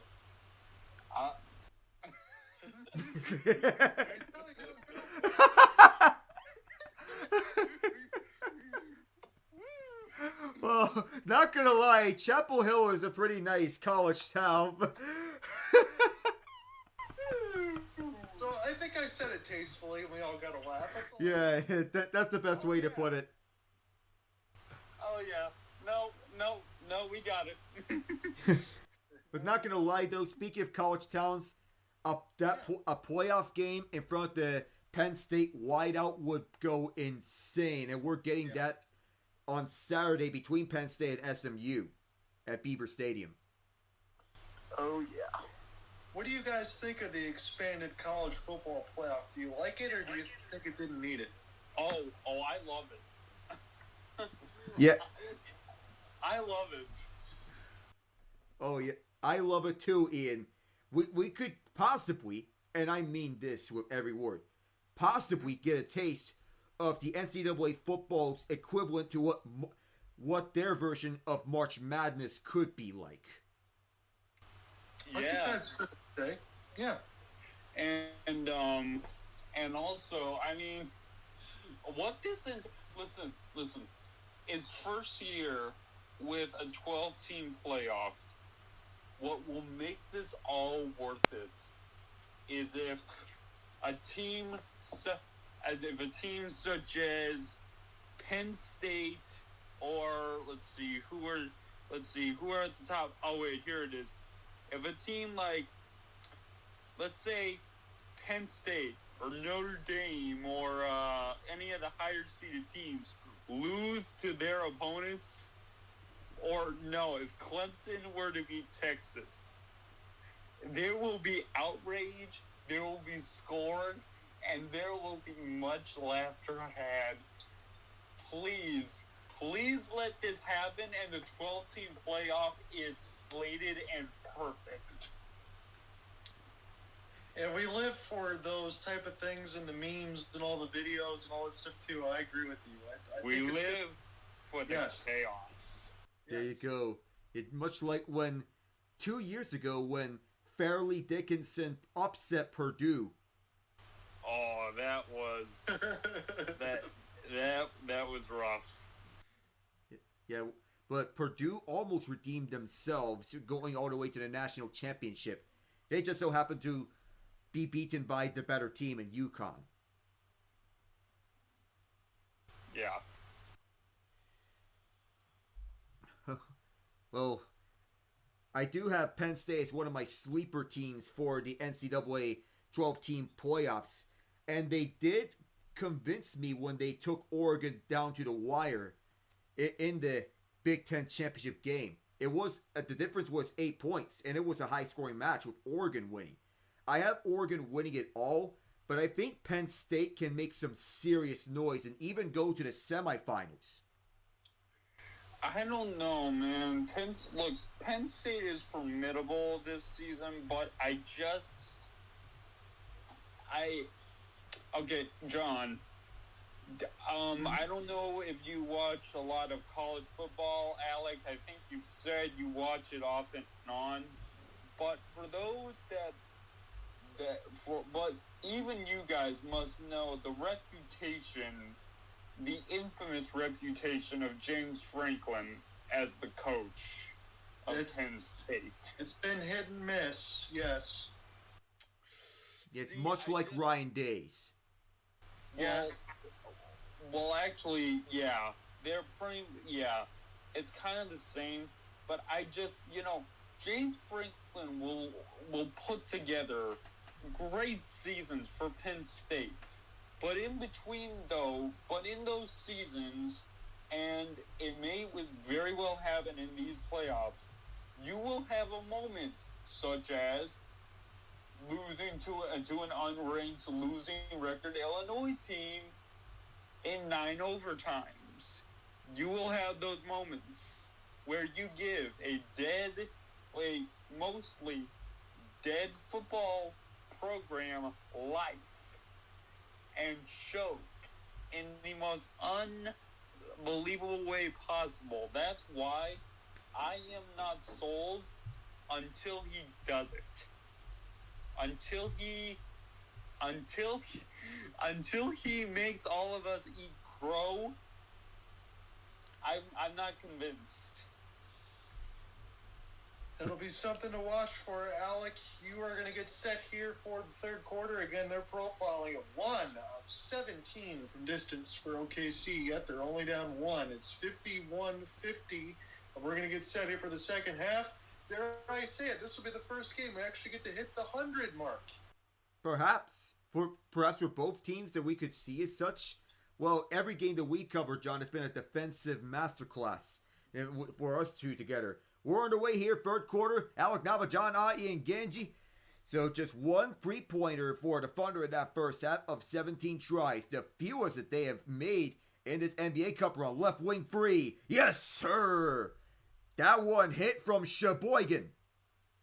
Good setup there of the pocket pass from Giannis right to Taurean Prince. He was right in the shooting lane. Indeed he was, to find him available. Lost ball. It'll be Giannis as Jalen Williams took one too many. Here's Dame. He'll get his turn. Dame time from Waukesha. 2 straight threes to open the third quarter. It's 57-50. It's the Bucks' largest lead. 7 points, which has also been the Thunder's largest lead. Give and go for Hartenstein. He'll adjust. He gets smacked. Thunder keep. Dort will kick it out. Another free. This one hits. Just a second free at the game for OKC. Can't tell you how badly that was needed for the Thunder to answer. And it was Jalen Williams who hit that one. Jackson inside for Giannis off the ricochet. From the free throw line, Giannis pump fakes the pass. He goes down. Ball is loose. Foul is called. Yeah, he's got to draw the foul there as Williams is able to get that against Giannis. So he just wanted to deny the fast break. Don't know if that's going to be a transition take foul or not, but when Hartenstein ran into Giannis didn't even have to move. He ran right into a brick wall. You're going to mark it as a personal, but yeah, Hartenstein ran right into a brick wall, had nowhere to go. 14.6 boards, 7 assists. He does have 3 fouls, so watch for those fouls as the game progresses. Right wing, it is Hartenstein. Jalen Williams tries to cross over. Around for Joe. Isaiah Joe steps up. Will look towards Hartenstein for the free throw line. It's short. And another rebound for Giannis. That's his 7th. Far side, it is Damian Lillard. He'll speed his way down. Kicked out for Taurean Prince, right corner. Off the mark. And jumping up for the board is Luguentz Stort. He'll give it for Shai. SGA will take one. Will this be a third three-pointer? No, it bounces over the backboard off the rim. Giannis, 2 minutes deep into the third. He'll stop. Back turn towards Williams. He'll go inside, powering his way through. Gets this one to roll. Wow. Timeout, Mark Daigneault. Not fair. You got the 3-point makes and Giannis punishing at the rim And this is the first time I'm going to get to say this, Alec. And again, I know there's plenty of time and the scoreline's not far away yet, but the Thunder are searching for answers. That championship experience is useful for Milwaukee and powering its way through their game. Yeah, OKC is young, but they're running into an experienced Bucks team that won a championship just 4 seasons ago. Yeah, and they're able to get easier offense. They're able to get their threes open in this third quarter. Again, that was a couple times I talked about that. In the first half, I think about 4 or 5 of these are just in rhythm, open shots. And then when you start to give those up, it starts to hammer you in bunches in today's NBA. And maybe that's what we'll see going forward. But we really need to see some shot making from the Oklahoma City Thunder. Again, I won't hammer the distance shooting or lack thereof for OKC, but they've got to find some way to manufacture offense a little more consistently. They have to be on a more consistent basis, and still, as we keep going through, just 2 3-pointers in total for the Thunder on 19 tries. That's just a 10% conversion rate at most 11% nearly if you round it up. But if I'm OKC, don't settle for the free. We talked about this. Go for the easy 2. I think you would have to take, and this is kind of exaggerated, but for Mark Daigneault, you got 9:53 left in this third. I would almost take the entire quarter, Alec, and not shoot a single 3, unless it's wide open in some sort of transition or corner that you have to take. You got to commit to get to the free throw line, because at least, hey, for OKC, 13 of 16, 81%. That's way above their average from what we saw, especially against that Rockets game. So, that was much better for them once they can get to the paint and draw fouls. You got SGA, who is pretty much an 86% free throw shooter. He loves getting to the line. You got to find something easier. You got to. Would it be Shai Gilgeous-Alexander, Jalen Williams, hey, even Isaiah Hartenstein? You got to find the open man. Hartenstein had himself a good first quarter. Why not go to him for some key rebounds and some putbacks? Yeah, and it might be one of those things for me, at least for OKC, once they go to the bench and they take out Brook Lopez, you maybe sub in for Bobby Portis, who knows you're going to get some more time mixed in between Connaughton or whatever they want to do, that they can start getting the fast break stuff going again. But we'll see how that ends up working out as we're still on the commercial break. Okay, I have to stop myself from laughing because both my parents are laughing about something funny. I don't know what it's about, but they're together. It ends up happening sometimes. Laughter is contagious. Yeah, it is. And it isn't the case right now. Well, I have to hold myself up to that. I apologize. You're all right. No, it's okay, man. It's perfectly. It's actually, you know what this serves to do? This serves to make the broadcast more relatable. It convinces everyone that we are in fact not robots. Yeah, Exactly. That's a good way of saying it, Ian. yeah, we're not. Good way to say it. So we're back here. Hardest side. That's a pickpocket on the pass. Giannis back the other way. Far side going 1-on-1. Ball is batted. There is a whistle. We'll have to check it. Right now, I see a Jalen Williams personal foul. I feel that's what we're seeing, but Giannis and Dame have scored or assisted on 52 of Milwaukee's 59 points. That shows you all you need to know about how crucial the two of them are to this team. Even the absence of Chris Middleton, who accounted for 8 assists, despite not scoring a single point against Orlando, even without Middleton, Giannis and Dame can get the job done. As Middleton, he's working his way back from off-season ankle surgery. Prince, he'll look inside, back for Giannis. One-on-one matchup with Jalen Williams. Giannis goes through, has the muscle, good poke, batted around. Giannis fighting for it. Lojan's trying to go after it. Bucks are calling for a jump ball. Still it's utter chaos. And finally, after a lengthy sequence, we have a whistle. Not what the Thunder want. It is a Lou Dort foul. It looks like Giannis might have got poked in the left eye from what we're seeing right now. But you're exactly right, Alec. That was a lengthy battle for the ball. The pumpkin was knocked away from Giannis a couple times. Dort came in to steal it.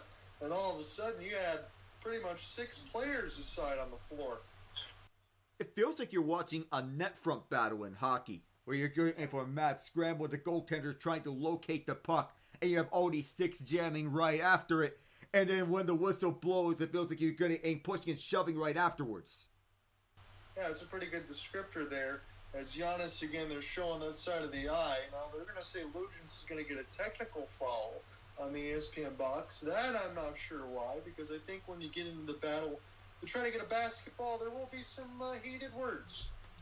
His Dame, he sinks to tech. I'm not sure why Lugans got the technical foul against him. As Giannis, he'll get checked up by the medical staff at that sequence. I think he's given the all good signal to get right back into the game. So, Alec, just really quickly, again, we talked about a little bit in the open as far as how much pressure would be on Dame and Giannis because of the lack of bench depth. But, I mean, you can talk about the Thunder not hitting any shots, but now the Bucks have an 8-point lead, and they've taken all this pressure, and right now, and they're almost on the cusp of taking this game completely away from the Thunder. Well, what do you know? Another technical free throw, another hit by Dame. I'm not sure what that tech is for, but it's a team technical foul. I feel it's much of a disagreement. So 2 technical fouls in one possession. I don't think that's something I've ever seen before. Me neither. Oh my gosh, I'm just as confused as you are. So I'll continue to look at this. Hopefully my stream will buffer. There we go. As we'll see if the Bucks can continue to add to this, because they're going to get a chance to get the basketball again off the tip. Game time! Oh my goodness, a 5-point play for the Bucks. 2 technical free throws, a tip win for Brook Lopez, and Dame just says, you know what, I'm going to can this at the top of the key. He's just taking it over all by himself, whether it be the text or the free-pointer right after the jump ball between Brook Lopez and Dort. Giannis going one-on-one. Around for Dame. He'll try it again. Didn't hit that one, but he has the hot hand right now. He's got the Bucks' last 5 points. And the last 5 points of this game. 10 free-pointers made by the Bucks as the answer from Shai is on a mid-range shot for the free-throw line. Cuts the lead to 9. That's one of the better looks we've seen from Oklahoma City maybe in the last 7 minutes. He's got 12 already. How much more is he going to get? Giannis has been improving his MVP odds in this game. As his Dame over to Giannis, to Lopez. A little pickpocket and bounces back to Giannis. Giannis with 2, with 1, has to get it off. And boy, the Thunder, they're calling for a travel. The whistle blows. Oh, that was a hefty sequence. There's a lot of contact there on Giannis, and I would be very careful with a couple techs already against OKC. They don't try to talk too much to the Zebras here. But Giannis, just too strong for Shai Gilgeous-Alexander. Has a lot of contact for Giannis, and a foul is going to be delivered. Well, it is Shai Gilgeous-Alexander on the shooting foul. It's not a travel. Giannis, who has not had the best reputation as a free throw shooter, as he is going to shoot 2 here on this sequence. So Marcus a shooting foul. The first one. That was short. So Giannis right now, 16, 9 rebounds, 8 assists, and a steal as he's on triple-double watch. In terms of the 12-team playoff, it starts on Friday between Indiana and Notre Dame. 2 in-state rivals going against each other. And then Saturday will be Penn State SMU, Ohio State Tennessee, Texas Clemson. Giannis splits the pair and the lead is 10. OKC lead for the far side as they move this one up. Isaiah Joe moves through at the left side. Now backs up. That's actually Jalen Williams. Puts on the J. Hooks this one up. This one batted. Milwaukee keeps. They're trying to go right at the rim, but Brook Lopez got an outstretched hand. Little outstretched hand of Brook Lopez, as you mentioned. As Milwaukee, he'll have possession of this ball. 46% shooting for the Bucks on the game. As it's Lillard. Lillard gets it over left corner. Jackson. That one bounced up. Stays out. And OKC will have a chance to match back the Bucks' energy. From the near side is SGA to the paint. Puts it through. 8-point game here with 7:26 in the quarter. And he put his head down right there in front of Brook Lopez and laid it in. That's good work from SGA. 14 points on 6 of 16. Not the most efficient of nights, but he can take over at any given quarter. Giannis, he'll look around over to Prince. Back for Antetokounmpo. And the inside. Second effort. And the Bucks get back up to 10. He ducked his head down right around Hartenstein to take a second effort, but he tipped it in. And we have a whistle here. Foul on Taurean Prince. Past the 5-minute marker, and he's wondering what he's being called for. Doc Rivers also does not agree on that. Yeah, Doc Rivers got something to say right in front of the officiating crew. Let me give a quick little look. It's Josh Tiven, Carl Lane, and Justin Van Dunn as the refs tonight. SGA, Brook Lopez was going to play. He was pushed off.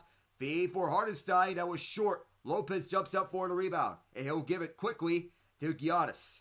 The Athens, Greece native, 2-time MVP, Finals MVP. Oh, he tried to pass it to Lopez that time. Didn't work as it bounced off the near rim. He wasn't trying to intentionally score, but sometimes passes that intentionally passes go for scores. Right wing free for Dort. Didn't hit, and yet another missed free for OKC. How many more frees are they going to miss? That's the 18th missed free from the Thunder on the night as the whistle blows. This is not their game. This is not their game. This is not their game. Why are they deviating from their game? 2 for 20. That is not very good. And Doc Rivers wants a TO. Sounds like one of my tests in grad school. Okay, no, actually, no, it was never that bad. No. What? Oh, Lord. But that's why I'm a journalism major. I don't have to do any math, because I would be failing my tests. Yeah. Deal with that. But, Thunder. Why? We've been asking ourselves, where's the easy offense going to come from? And it's not there right now. I mean, I can give credit to Giannis. Obviously, Brook Lopez has got there a little bit, but if they even shot at a mediocre level from 3, you would think the Thunder might be up by 10, not the Bucks. That's the way it is right now. Alec, I will say this. Maybe Milwaukee goes and wins this NBA Cup. I still don't know, and this might be me being disingenuous, that the Bucks can win the whole thing or how they're going to look. They're playing well right now because Giannis is playing an MVP candidate. You did say if Giannis outplays SGA, probably a good reason for them to win. That's happening right now. I think the Thunder might be shooting themselves in the foot with all these misses more so than anything else at the moment. That's just my opinion. But they're playing good defensively, but they're deviating from what their game plan is offensively. That the three-pointer is not there, go to the 2. And I've been saying this throughout this broadcast. I might sound like a broken record doing so, but keep settling for the 2. Funnily enough, John, I just realized this. Darvin Ham, head coach or assistant coach, has never lost an NBA Cup game. He's 13-0. So he is a member now of the Bucks? Yes. Okay, that is interesting to note. So, former NBA champion with the Detroit Pistons, Darvin Ham, now trying to go 2-0 in the NBA Cup. I guess that's how you could put it.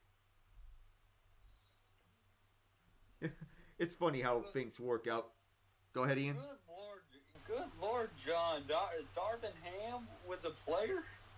He wasn't. He was on the 04 team with the Pistons when they won it, with Lindsey Hunt and all those guys off the bench. Yes. Good Lord, I knew they were a ragtag group. But good. Oh. Wow. Darvin, okay, so let me say this. Again, you don't have to go back and watch highlights because there's not a lot of Darvin Ham highlights, but he is one guy that can get up off the ground. That's what he was known for. Gotcha. Yeah, that's a player. You know, that's just shows how long LeBron has been playing. He played when Ham was a player and when Ham was a coach. Yeah, the NBA bloodlines, they extend for a long time, especially as you mentioned when LeBron's played as many seasons as he had. OKC averages 35% from beyond the arc, which is good, but that's taking a dip right now. Alec, you take it away. Final 6:15 of this third quarter. Alec Navajana and Genge. Left quarter is Jackson from Dame. Rimmed out is short. Lopez tried to save it. It's still up for grabs. He does save it after several bounces. Prince to the rack. Didn't roll through, but Giannis gets a second offensive rebound. Third time is the charm. Work ethics to the max. Both of those bigs we talk about, they're just playing bully ball inside. It's like we're witnessing the two tall teams around. Fade away for Shai. No. Offensive rebound for OKC. Left quarter free. Shai hits it from Norman. Second chance there for Shai, and he's got to get things going right now. As you said, he can take over at any time. It's a stick of dynamite. You got to light it. Damian Lillard gives it for Giannis. One potential clutch player to another potential clutch player. Jackson, Lopez. Lillard is closed off. Over to Giannis. With 4, with 3. You have to go inside. Giannis gets it up on time. That one never hit the rim. And that's a shot clock violation. That's about as good of defense as OKC can play. We talk about, especially off the bench, they're very undersized. They forced Giannis into a flutter they could usually make, but that's a turnover. 11th of the game for Milwaukee as opposed to OKC 6. Points off turnovers, 9-7 in favor of the Bucks. Inside, kicked out left corner. Kenrich Williams will decide to fire. Too far. Caruso contested with Giannis. And I appreciate the athleticism of Caruso and contesting that. Shows the no fear in Caruso's size. From the left side, Lillard bats it over to Giannis, who had it off his hand before he receives it. Kind of like Thor's hammer. And a foul is going to be called, I believe, against Caruso. Yeah, Caruso, as you talk about, no chance to be able to match up with Lopez or Giannis off that push. Now to get some substitutions, Bobby Portis will come in for Brook, and A.J. Green's going to enter for Taurean Prince. So the fan favorite, Bobby Portis, back into the game as he takes over at the 5, even though he can be listed as both a 5 or a 4. But Caruso defending Giannis, that shows work ethics, dedication, but you ideally want a big guarding a big. Portis for Dame. Screening Casey Wallace. Batted back over. Intercepted. Intended for Portis. Shai Gilgeous-Alexander taking himself. Lays this one up. He'll draw the foul. That's what you don't want if you're Milwaukee. Nope, Damian Lillard throws a bad pass. Couldn't get it all set up here. Shai's going to go to the line to shoot 2. Get it closer. Oklahoma City within 9 at 69-60 with 4:35 left in the third. He's averaging 30.3 points per game on 51% shooting. Just now, he has 17 points, making 18 as he sinks the first one. But a rather off night for the Toronto native. Yeah, it's been an off night for the entire team, and yet, as it stands, Alec, you keep talking about it, OKC still hanging around. They just need one good quarter to kind of turn their fortunes. Yes, Shai makes the pair. 9 of his 19 points have come in this quarter. He took over the third quarter last time. Nearly was intercepted by Caruso on the pass. Giannis secures it as Caruso could not secure it. Lillard over the left side. Green, extra pass. Here's Portis left corner. Bounced up and stayed out. Caruso grabs this rebound. Number 9 grabbing it away from number 9. Caruso in and out. Ball is bounced up. Ricochet onto Giannis, who is going in on Kenrich Williams. Giannis tried to lay up. This one was short. Milwaukee asking for a foul, and we will have a foul here at the end of this sequence. It is kind of crazy, Alec, when you think about it. As soon as Giannis puts the pivot to kind of get that little hop and a little pro hop to get to the lane, it feels like he could do that 2 times and he'd already be at the rim. Shai Gilgeous-Alexander he was trying to contest it, but Giannis, with his strength, got it away, and Doc Rivers was like, what is going on here? Yeah, they don't want to try to, they're always going to try to give Giannis and the superstars the benefit of the doubt. He's pretty much impossible to try to officiate. He's averaged 3 points per quarter in this game. That's because this is the second foul against SGA as he's taking his sweet time with this free throw as he normally does. In and out. And the players, or I should say the audience that's watching this, they're doing the famous countdown whenever Giannis is at the line to try to get in his head.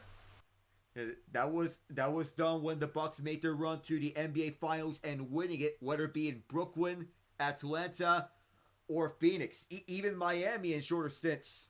But they're doing a countdown right on Giannis, trying to speed this one up. That's in and out. I wondered if there was going to be a lane violation because one of the Thunder players jumped a little too early. Jalen Williams kicks it out over to Caruso at the top of the key. Now moves around to the right wing side. Kenrich Williams in and out. To Casey Wallace hooks it in. 5-point game here. Trailing minutes of the third.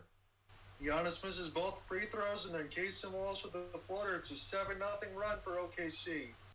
Past 2:20, that has been the case as Pat Connaughton's on the floor. One of their guys from the 2021 championship run alongside Portis and Giannis. Jackson could not roll it in. Kenrich Williams on a loose ball. Thunder have it. 3:20 to go here in the quarter. Jackson watching.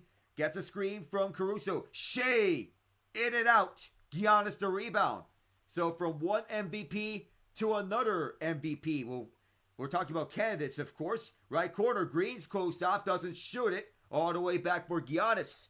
Watched by Casey Wallace. For the left, Giannis, to Portis. Back for Giannis on the outstretched pass. Does Giannis go to the inside? He does. He'll put it through and one. No chance. You get close within 5 feet of the basket, Giannis is going to score or at least draw the foul. You got too much post positioning. At least what I like from Milwaukee there, Alec. Might have lost the ball a couple times at the top of the key or near the right elbow, but Bobby Portis secures it. He throws right back into Giannis. They were committed to go to him in the last few possessions, no doubt about it, and they stuck with the plan of attack. Feed the Greek freak. That was the game plan, and he is certainly cooking in the kitchen. Substitutions: Gary Trent Jr. replaces Andre Jackson Jr. Isaiah Hartenstein replacing not Alex Caruso, it's Jalen Williams. I was a little off on that. 18 points in the paint for Giannis. Chance to make it an 8-point per game, and he does. So 72-64 is the lead for Milwaukee. Oklahoma City with their backs against the wall, and are getting set to hand this back over to John at the end of the third quarter. Way back at the logo is SGA. Moving up front, he runs to Portis, loses him, mid-range shot to go. Hartenstein tries to keep it and does. Feed over across, off the glass and stays out. Chaos here at the Bucks defensive end. Green over to Giannis. He'll waltz his way through. Does he power inside? No, he'll feed it for Portis. Portis kicks out. Connaughton saves it. Green, right wing free. In and out. Over to Kenrich Williams. Up front, SGA. Shai Gilgeous-Alexander look back. Kenrich for free. Too far. Portis jumps for the rebound. Giannis with 2:06 in the quarter. 8-point lead here for the Bucks. They're 10 of 27 shooting. Thunder are just 3 of 23 from free. Pitiful number. Giannis around Hartenstein. Dish. Oh my goodness. There was a lot of contact and Hartenstein knew it. Yeah, Hartenstein's going to get busted for it. Honestly, in a couple possessions before that, Alec, we saw SGA get away with a push-off. No foul there, but Giannis is really taking over this third quarter right now. They're putting the ball in the hands of their superstar, and they're featuring him. There is nothing to be have to try to change in the game plan. OKC just can't stop it. Already he's got 14 points in the first half, 10 in the second half. Chance to expand this to 12 points in this third quarter. He's close to matching his point totals for the first half. As the countdown commences here at T-Mobile Arena, Giannis sinks the first one at the Fortress. So Johnny Mitchell going to come in for Kendrick for OKC. Dame time will check in for Pat Connaughton. You mentioned the Fortress because this is the Vegas Golden Knights' home, but this is a basketball venue today. It will be a hockey venue any other day, except for the times in which the Aces, they have some of those crowded games, I would believe. 1:53 to go. Second shot, he makes both, and it's a double-digit lead, 74-64. Giannis made the last 5 free throws as Alex Caruso is going to walk the ball here to preserve some time in the third. 26 points, 15 rebounds for Giannis. He's 6 of 11 for the free throw line, but that's good for his standards. At the right side, Kenrich Williams kicks it out. Caruso fakes the free. Will go inside. Euros around. Swatted away by Giannis. Oh my, an MVP type performance. And this is going to be off of Caruso. This will be Bucks basketball. Giannis now will check out Brook Lopez, but that is how you enter the third quarter and a flourish for him. My goodness. That is a vicious block right off the chest of Caruso. Oh my goodness, did that ball ever go like a pinball out of bounds on the next sequence? That one definitely had to hurt. Giannis, 26 points. He's already got double-digit rebounds. Got the block there. He got a steal. He's been all over the stat line tonight. All right, here's Trent. Getting a screen from Lopez. 8 to shoot. Over to Green. Green continues to search. Lopez dropping it back for Lillard. This is the point where he hit it against OKC. He rimmed on that one. That was from 34 feet out. Long shots. OKC drives in. Around for the paint. SGA kicks it out. Intercepted.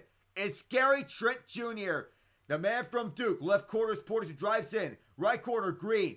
Fakes the free and goes inside. Kicks it out left wing for Trent. Yes, sir. Gary Trent Jr. from Kenosha. That is good ball movement there for Milwaukee. Now they got an 8-0 run. That's been emphatic since the Giannis block.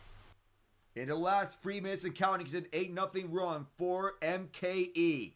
That is the airport code for General Mitchell Airport. That is the Milwaukee Airport.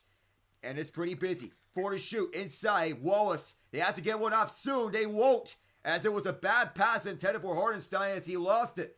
25 seconds left in the quarter. 6-second difference. 9 turnovers for the Thunder. 12 for the Bucks. 77-64 lead.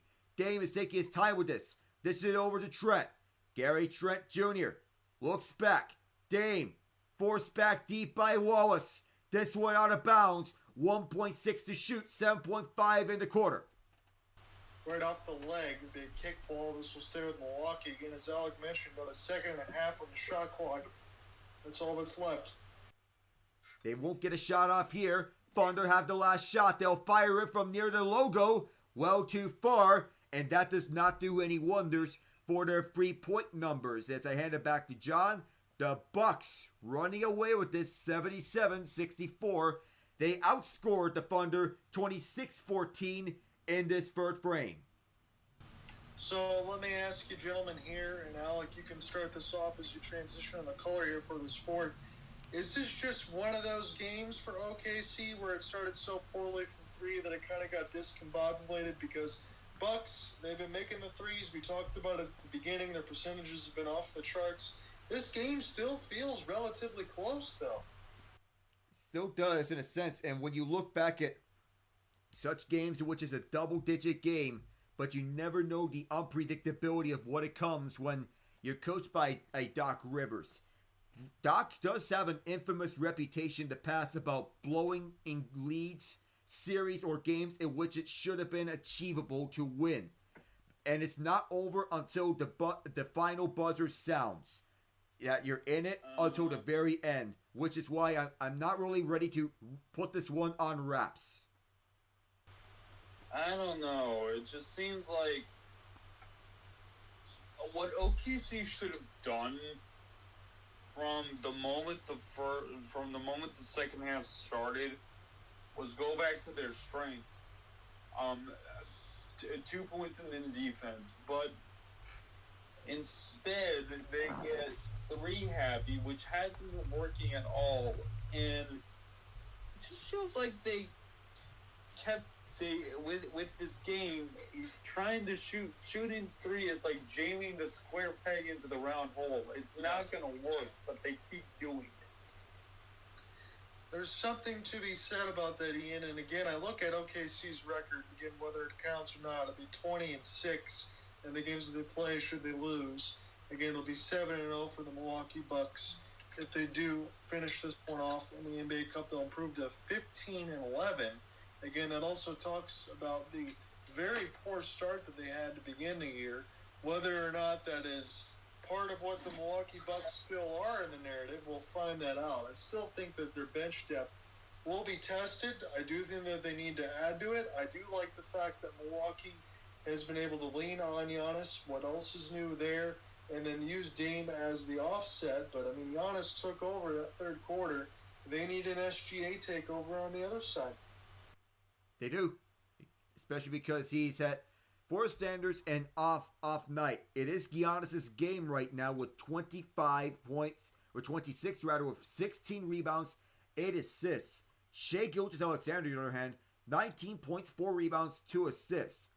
The main difference here, Giannis 10 of 18 shooting, and he's nearing a triple-double. So if he can keep this up with his strength and athleticism, plus the defense he provides, perhaps we could be seeing the peak Giannis that we've been seeing. Maybe we could reopen that conversation. Who is the best player in the NBA? It's hard to believe, gentlemen. I had to click on the ESPN box that Giannis is in his 11th season. He's already 30 years old. It's amazing how that's a development curve that it can take you. His true breakout didn't happen until 2017, but there was promise there when he was drafted in the first round. It just kept building, but this is where you build around him. I still remember, because there was a time, John, I think you remember this. There was another Bucks player who was on the rise by the name of Jabari Parker. Yep. Who looked absolutely out of this world, and it was gonna be the next dynamic duo, Jabari Parker and Giannis Antetokounmpo, and then then he gets injured. I think he tore his ACL or ruptured his Achilles. He was never the same, and Giannis had to take over. That's the way that it goes sometimes. Jabari just could not stay healthy, didn't have a long NBA career. So this last three-pointer mix between a Jalen Williams 2 makes it 80-66. And we'll see how much sand is left in the hourglass. Bobby Portis with an air ball. And this will now send this one across to Case and Wallace, who'll go right to left for the rest of this second half. Wallace now will shoot off the screen. It was an open mid, but Portis has the rebound. We'll see if this is going to be Dame time the rest of the way until Giannis checks in. Giannis is on almost a 25 rebound watch, and he might get there depending on how many more minutes he plays, but he's certainly on a 20-20 watch. Dame splits the pair, tries to drop it right to Brook Lopez at the cup, and this one will get deflected, stay with the Bucks. Yeah, the Thunder have their backs against the wall. That was not a good third quarter for them. But in this fourth quarter, this is where they need to have their big guys take over. That means Shai Gilgeous-Alexander. If you want to have your defense play lock and key, you have to have the moment. And AJ Green set up Dame for a wide open three. It was a game rebound there for the Thunder. Here's a three-point attempt again at the top of the key. This one was open, but Oklahoma City can't knock it down. Mark Daigneault, I don't know how much hair he's got left, but he's got to be pulling it out here as it's 10-10 left to go in the fourth. Lillard off the spin near the right elbow. Inside is Portis. He gets doubled. It goes back to Brook. He'll shoot a three. This one goes in. Brook Lopez with the artillery. 83-66. It's the Bucks' largest lead, and Daigneault says, let's talk about it. That was from way out, 29 feet to be exact. Almost Damian Lillard range, and Brook Lopez hit it like it's nobody else's business. And Mark Daigneault has every right to call timeout here. Nothing's been going right for the Thunder in the second half. Not even three-point shooting, which has been the Achilles heel, but mid-range shots as well. I mean, they're effectively getting shut down by this Bucks defense that you are just looking this under a microscope and saying, what is going on with them? Yeah, I'm a little bit concerned. I know it's one game, and the Thunder's record's been astronomical. So, again, one game. I'm going to put that in a vacuum and that, but they just haven't looked good. And some of these shots have been open, but again, we talked about a little bit in the open in the sense of the Bucks shooting well over 40%. Some of these guys over 50%.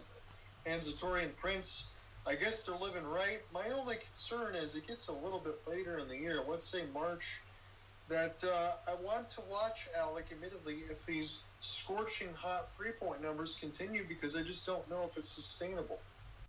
I wonder, because if you're this hot running here for the Bucks, you want to have this on a basis in which you can continue on and keep with this production. In the NBA Cup, you're playing out your minds, especially as your offensive, defensive numbers rose to 7th, 5th in rating, and you have the second best net efficiency in NBA Cup games. The Thunder, this has been one of those games, but feel like they just ran into a team that's more experienced. But this felt like very disappointing for the Standards, given their status as the best defense in the league. I can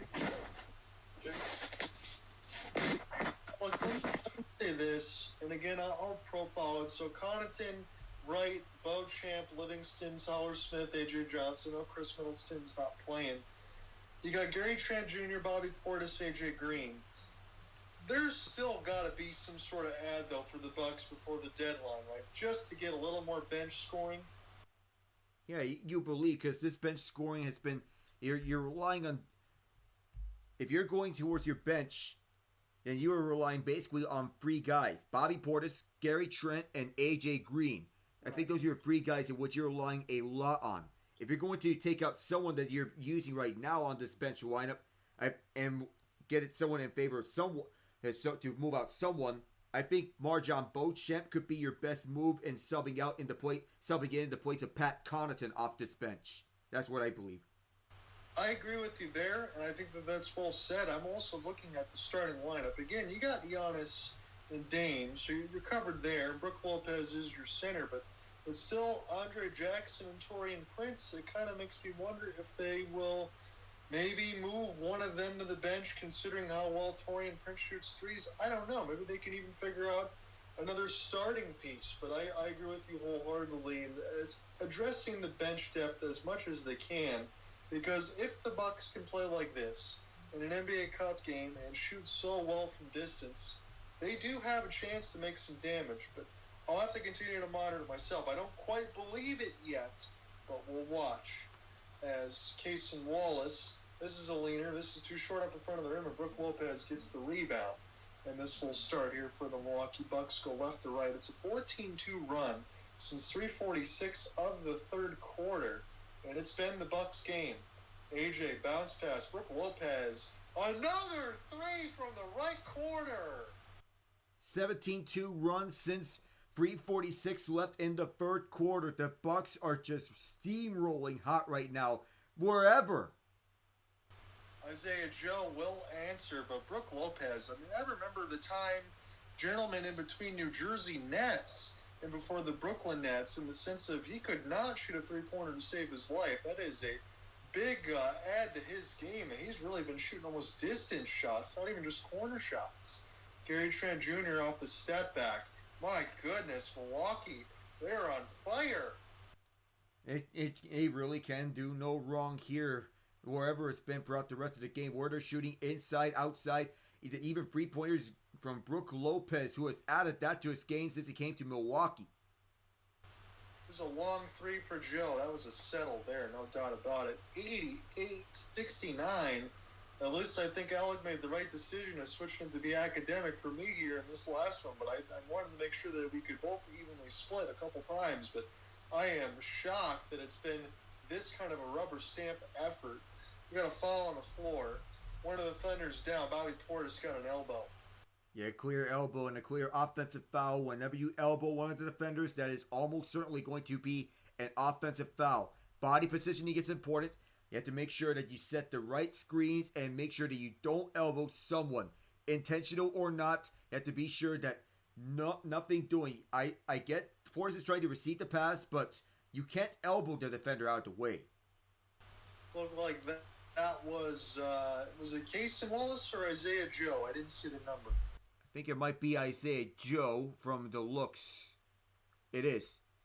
Thank you for that. Again, they're going to look to make sure anything is malicious as far as a flagrant. So we'll have a little bit of a talking point as we get things settled. Probably a good idea to go back into the box score here. So Dame, 20 points on 5 of 11.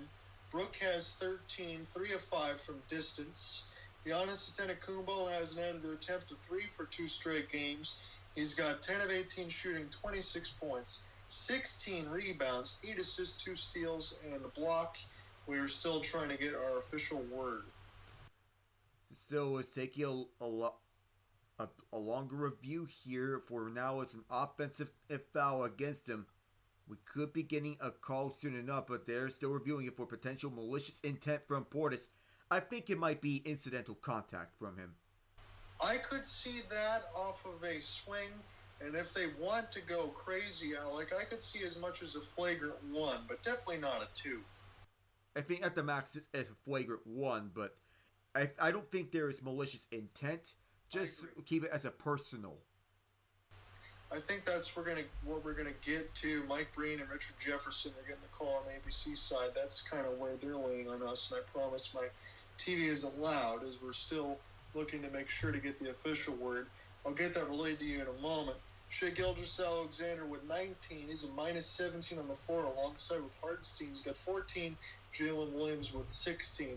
Let's see this update on the official. So call overturned for the Bucks.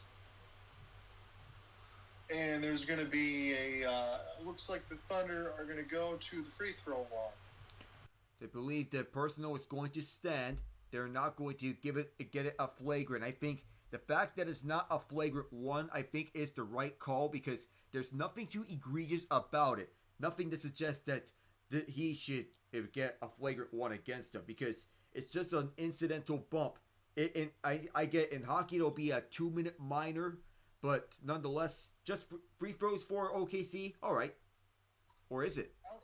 Alec, I'm looking at the ESPN box. I think they're saying flagrant one. That was my initial call. I thought that was the high point. I think Isaiah Joe's going to get 2 free throws, and they're going to get the ball back, OKC. As he sinks the first one, he's about to shoot the second one. I am shocked that they gave a flagrant one for Bobby Portis. As he makes the second one, I don't mean to step over your shoes on this one. I'm shocked that the refs gave a Bobby Portis a flagrant one because I thought there was no malicious intent from him. It's just a incidental elbow to the head. Yeah, I think the swing back was a little bit unfortunate. I will completely agree with you there. It wasn't like a meta world peace to Serge Ibaka, if you remember that one quite well. I mean, that was intent. As it's SGA, now the right side. So, OKC's got a chance for a 4 or 5 point play. Isaiah Joe wide open for free. I mean, impossibly wide open. And he can't make it count. Those are the ones I don't mind them shooting, but the contested ones, it's too many. 4 of 28 for OKC. I mean, this is a hideous performance from three-point, and I have to say it that way. Brook Lopez is going to get an illegal screen. I mean, why is he pushing? Why was he pushing one of the Thunder players and from right behind when everything is already set up? He's pushing him. That's a clear offensive turnover. So Shai 2 of 8 from distance. The rest of the team is 2 for 20. So you could say it's not their night on some, and I would agree with that. But I mean, you got to get some better looks too. But inside the paint between Giannis and Brook, except for the Hartenstein floaters in the first, it's been silent. Hartenstein now finally makes one as soon as I mentioned his name, 88-73. So there's one of your guys that you need to get going. I say Hartenstein, he has 16 points and 9 rebounds. A rebound away from a double-double. Yeah, and a lot of that damage has been the majority of the first quarter, so they need much more. Giannis now has it at the right wing side of the key. Gary Trent Jr. off the step back down to 3. There's a force shot. Good defense for SGA and a good box out for Hartenstein. So this will be SGA off the spin, Williams. And now Hartenstein, Caruso, top of the key. Swing around for SGA, left corner. He can't buy a bucket. Another missed 3. Again, sorry for the repeated narrative, but OKC, that's all they've given us on repeat. As Giannis near the right side elbow. He'll spin. Dort's in his grill. He's going to back up. This goes to the top of the key now. With 6:45 thereabouts left in the fourth. Shot clock to 5. Green. Here's a pass now. Connaughton. Rainbow was too strong, and Hartenstein gets the rebound. SGA right to left. OKC needs baskets in a hurry. They can't really slow this up too much more. SGA foul before the shot, and they're just going to call a foul against SGA. I think he gets a push-off. Yeah, it's a little push-off that Brook Lopez he was looking for earlier, and that is the offensive foul as he did push off A.J. Green. Well, if it serves OKC any better, I say Hartenstein gets his double-double, but it's not really helping them that much. Yeah, Alec, I'm not really sure what to say. Again, Alec, it's been a rough night for OKC, and they've missed some chances. The Bucks have shot well from 3, which they said they opened that they'll do, but it almost feels like a missed opportunity, but yet the Oklahoma City are so good, you don't really worry about the long-term ramifications. SGA misses again. A loose ball foul on the floor. This one goes against Gary Trent. Yeah, I wonder what was the whole commotion. I thought this was not going to be a loose ball foul on Gary Trent Jr., but he did shove Lujan's store right into Giannis Antetokounmpo. That's what caused the loose ball foul against Trent. Already is 3 fouls, but that's not really much of a factor. He's all good. That was a little bit of a domino there off the push, as we'll do it again. SGA. Now an opportunity off the pocket pass. Hardenstein, another floater.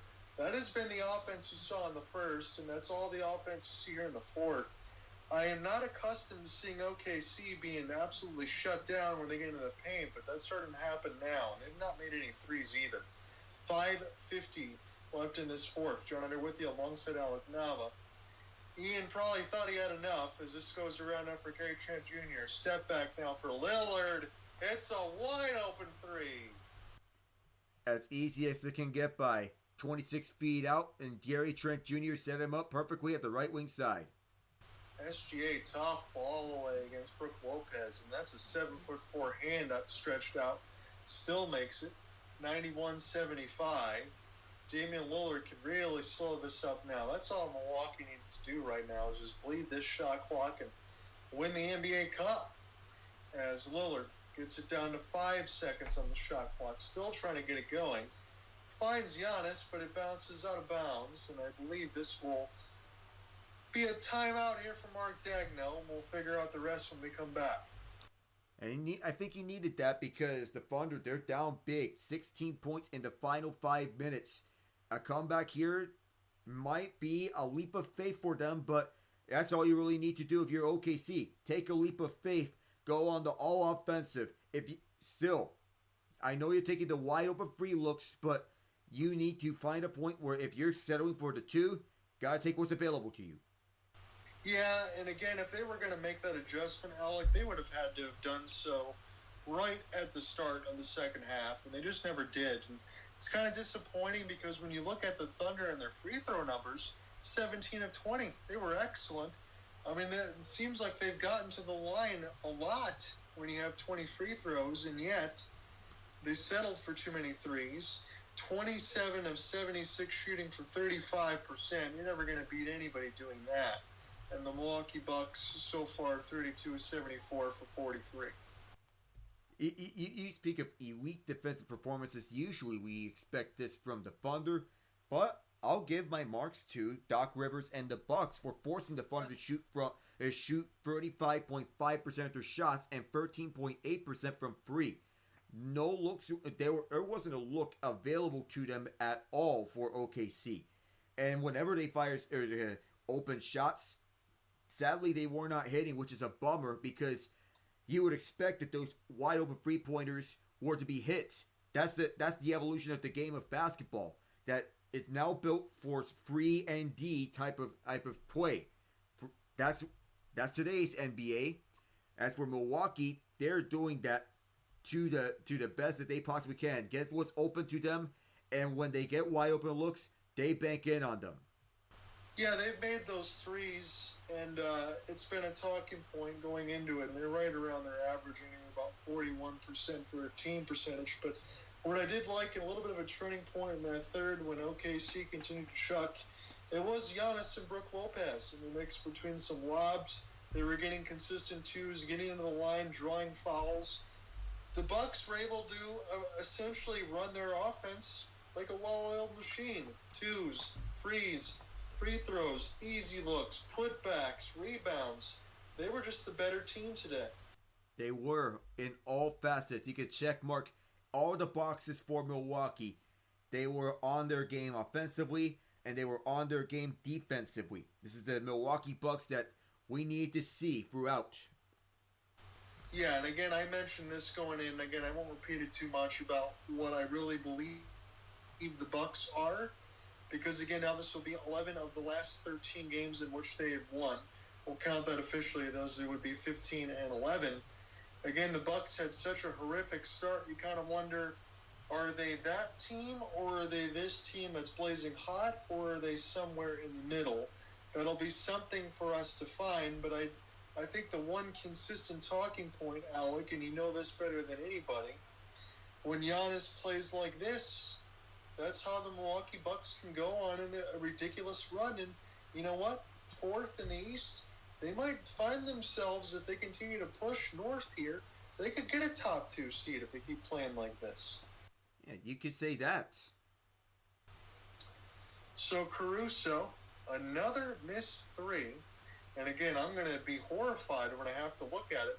I'm just going to say this now. I know I'm in the act of play-by-play, but it's 4 of 30. If I gave Alec Nava an open gym to shoot at the top of the key, I think he could shoot better than 4 of 30. You miss 1% of the shots you don't take. AJ Green took that note. So we'll look at this right now. AJ Green knocks it down. As a floater, this one missed. Hartenstein bounced off his hands. And Milwaukee is threatening to enter the century mark. They got 94 points as Green hit it over the outstretched hand to Hartenstein. The Bucks have been on fire from distance. It's been very rare to see Isaiah Hartenstein get picked apart left and right, especially since he's one of their better defenders. Yeah. 7'0", elite rim protector. It's just not his game defensively today. No, it's not. This Oklahoma City team has looked very average, so I guess you have to give a whole sort of credit there. Hartenstein blows the body, then he gets blocked by Giannis. If you thought it was bad enough defensively for Hartenstein, just imagine him to get denied once by the rim on an alley-oop layup, and then a layup gets blocked by Giannis right on him. He was waiting there like a shark. Giannis is 2 rebounds away from 20. Bounce pass, Brook Lopez. Hand it to 3. This one knocked out of the hands of SGA. And that effort is going to keep this ball back to Milwaukee. But another look at the Giannis block. Man, when you're that tall, you don't even have to jump. He sends it packing.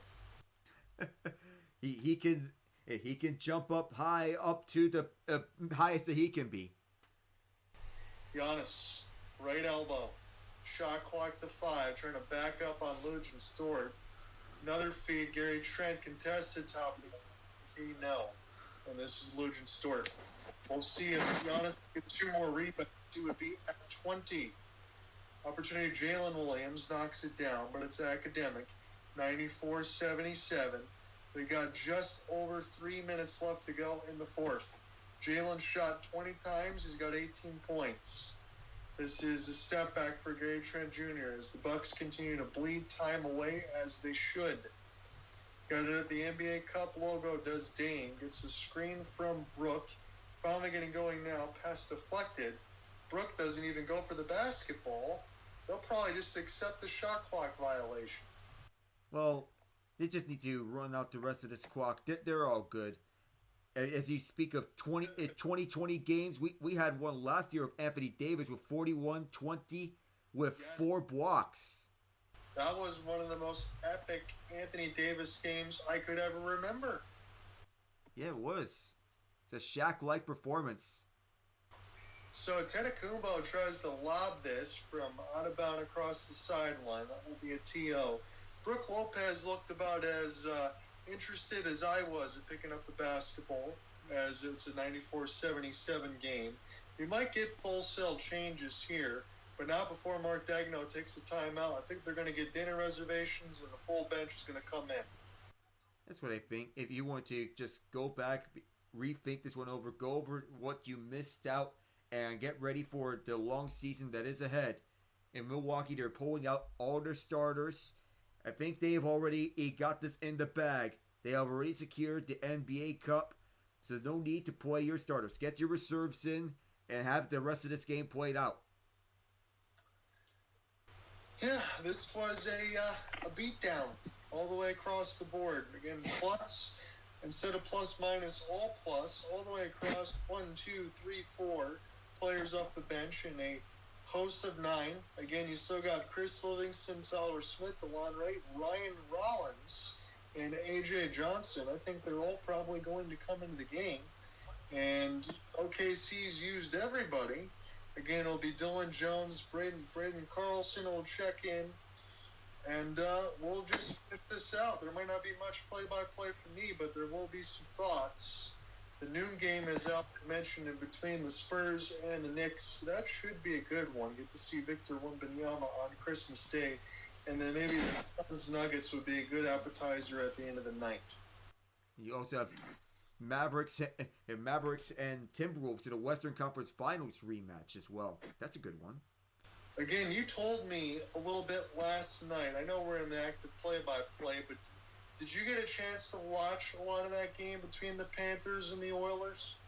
Well, I will say that I'm upset that game was not scheduled for national television because one, it is a Stanley Cup final rematch, and two, it is a prime time.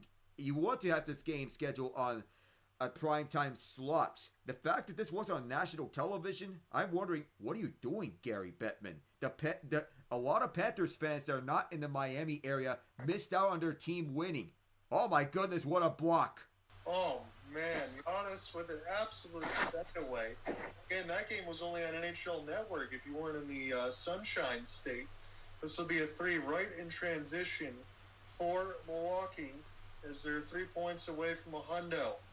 Gary Trent Jr.'s got 13 on 3 of 6 from distance. Mitchell, one more, but a foul will be called before the shot. I think the Thunder, they're waving the white flag. I think Giannis, I know he wants his assist for the triple-double, but yeah, he finally has his triple-double, but I feel like there's a time to sub out your starters. It's right now. Yeah, maybe he's sitting on the triple-double as you mentioned, Alec, but he's 1 rebound away from 20. Well, in Doc Rivers, he wants to sub out his guys, which includes Giannis. That's just a second straight year in NBA Cup final, which we saw a potential 2015 performance. Last year, Anthony Davis with 41 points, 20 rebounds, 4 blocks, 5 assists. This year, it's Giannis, a triple-double of 26 points, 19 rebounds, 10 assists, 2 steals, 3 blocks. Yeah, he did it all.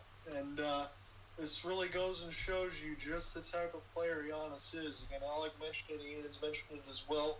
Not just an MVP candidate, but an MVP frontrunner when you're playing games like this. I mean, as good as Jokic is, and no disrespect to him because he plays center like a point guard, and that's also fun to watch, the athleticism is unrivaled. I mean, that's like LeBron in his prime. Oh, yeah. If we're trying to reopen the debate of who is the best player in the NBA, I get the hype about Jokic and how he is doing the yeoman's work for Denver. But if you unlock the playmaking form of Giannis, that is the true. I think this season may be the true final form of Giannis. And I think Giannis is giving Jokic a run for his money on best player in the NBA. And I think for this alone, I am giving the edge to Giannis now. I think that's well said. Again, between Jokic and Giannis, they're probably 2 of the most beloved international players that we have in the NBA. I can't say there's a single fan that doesn't like their game or has anything negative to say about them, which is a good thing, as this one is missed off the side of the rim. We got 55 seconds left to go on the 4th. Kendrick Williams. This was a good pass across, but it's missed again by OKC, and this will add to the totals. Now we have to see if Milwaukee's going to break the century mark. 43% to 33%. You don't say that often.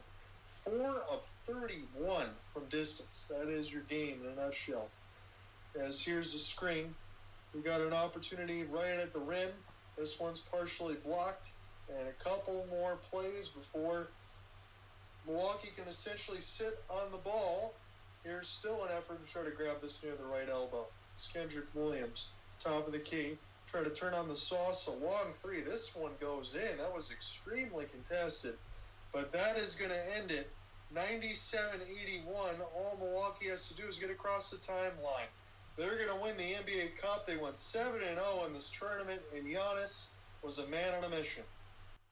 And for Darvin Ham, his 14th straight win, head coach or assistant coach in NBA Cup play, the Milwaukee Bucks, your NBA Cup champions in the 2nd edition of this in-season tournament, and they'll get $500,000+ to each and every player. Nice. So before we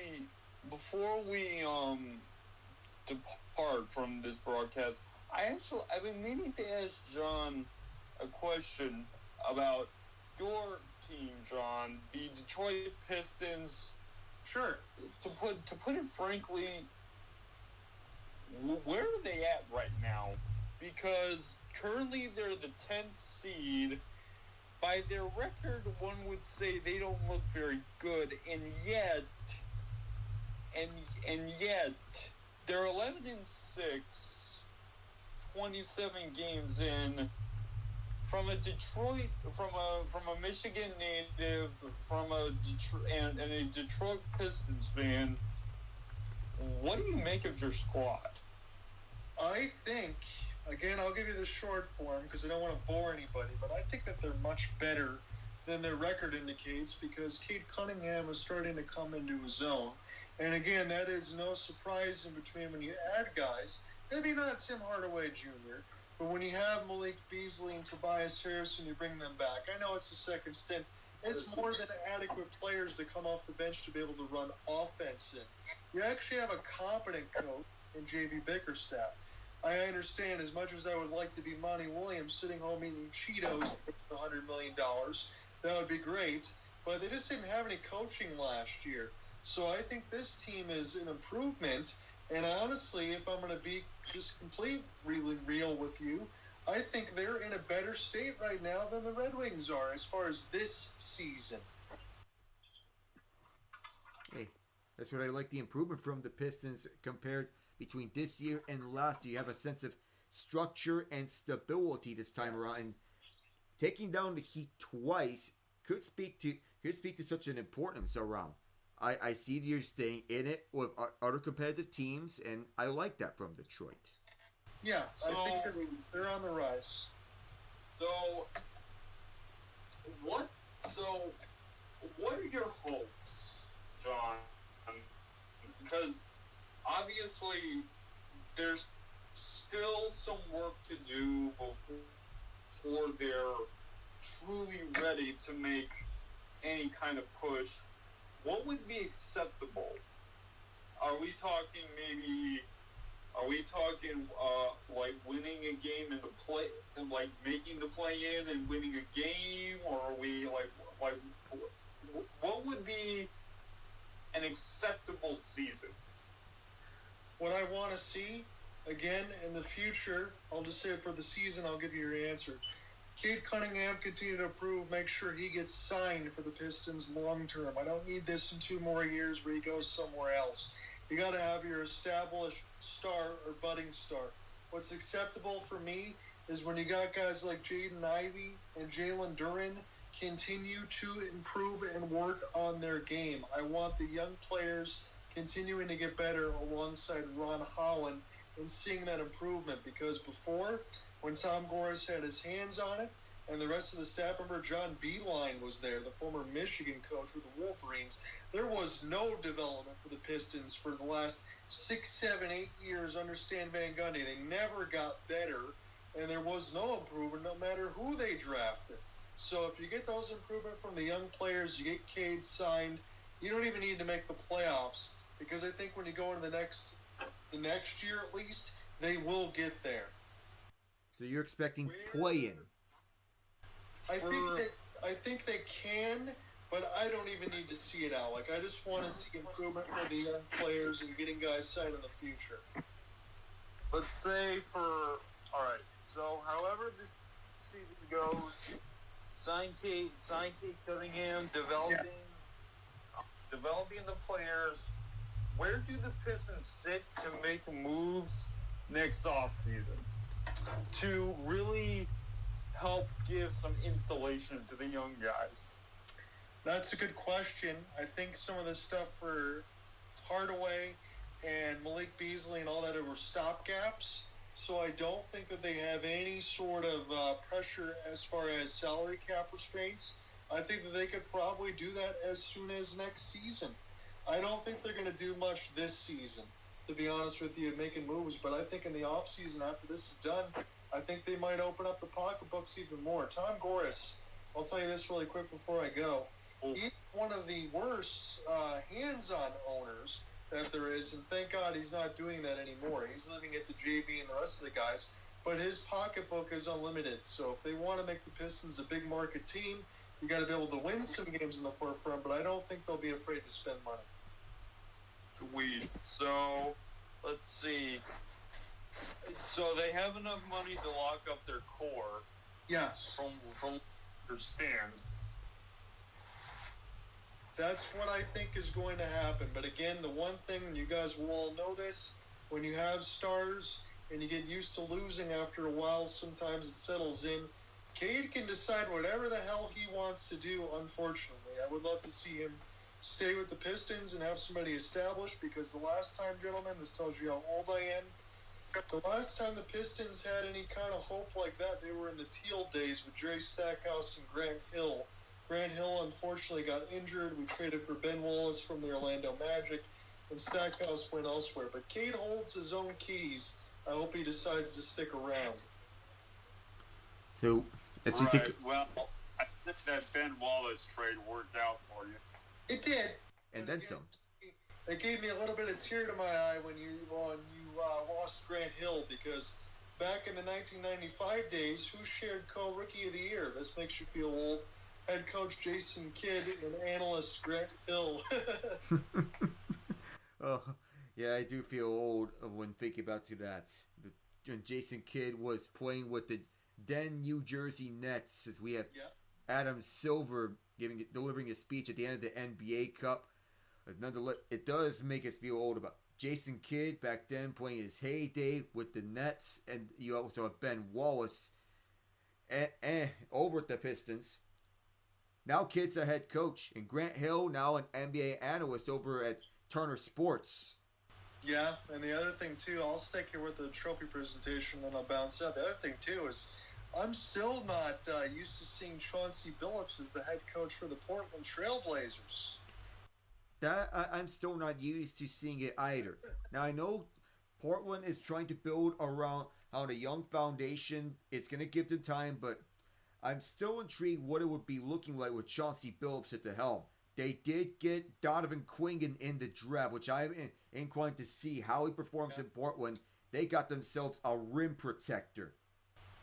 He really was. We were able to watch him a little bit in the tournament, Alec, and I agree with you. He was a good rim protector and a piece to get. Yes, indeed. Now, the Scoot Henderson project hasn't worked out in his first year. His second year, not really so much, as they hoist that trophy sky high. Good for Giannis. Again, I know it doesn't feel like an NBA championship as Thanasis looks around, but hey, they worked for it. It was a rough start to begin this season. To have it culminate in the way that it did, and now for this NBA Cup, and then to kind of work forward in throughout the season. Bucks looked really good in this one. I'll have my reservations a little bit, as I mentioned, but if they can continue to play this way defensively, hit threes, and have Giannis lead, that's when you know that they're dangerous. Yeah, I think they can be at a top 3 seed in the Eastern Conference if they keep this up. I will put them around that area.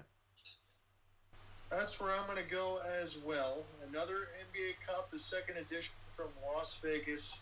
This was fun. Alec, I'm going to pencil this in again next year, if you don't mind. I know we're going to jump back into the hockey season as it goes across. I'm going to be busy with a couple of games this weekend with the Sharks, but I will catch up with you very soon, my friend. What do you got coming up next?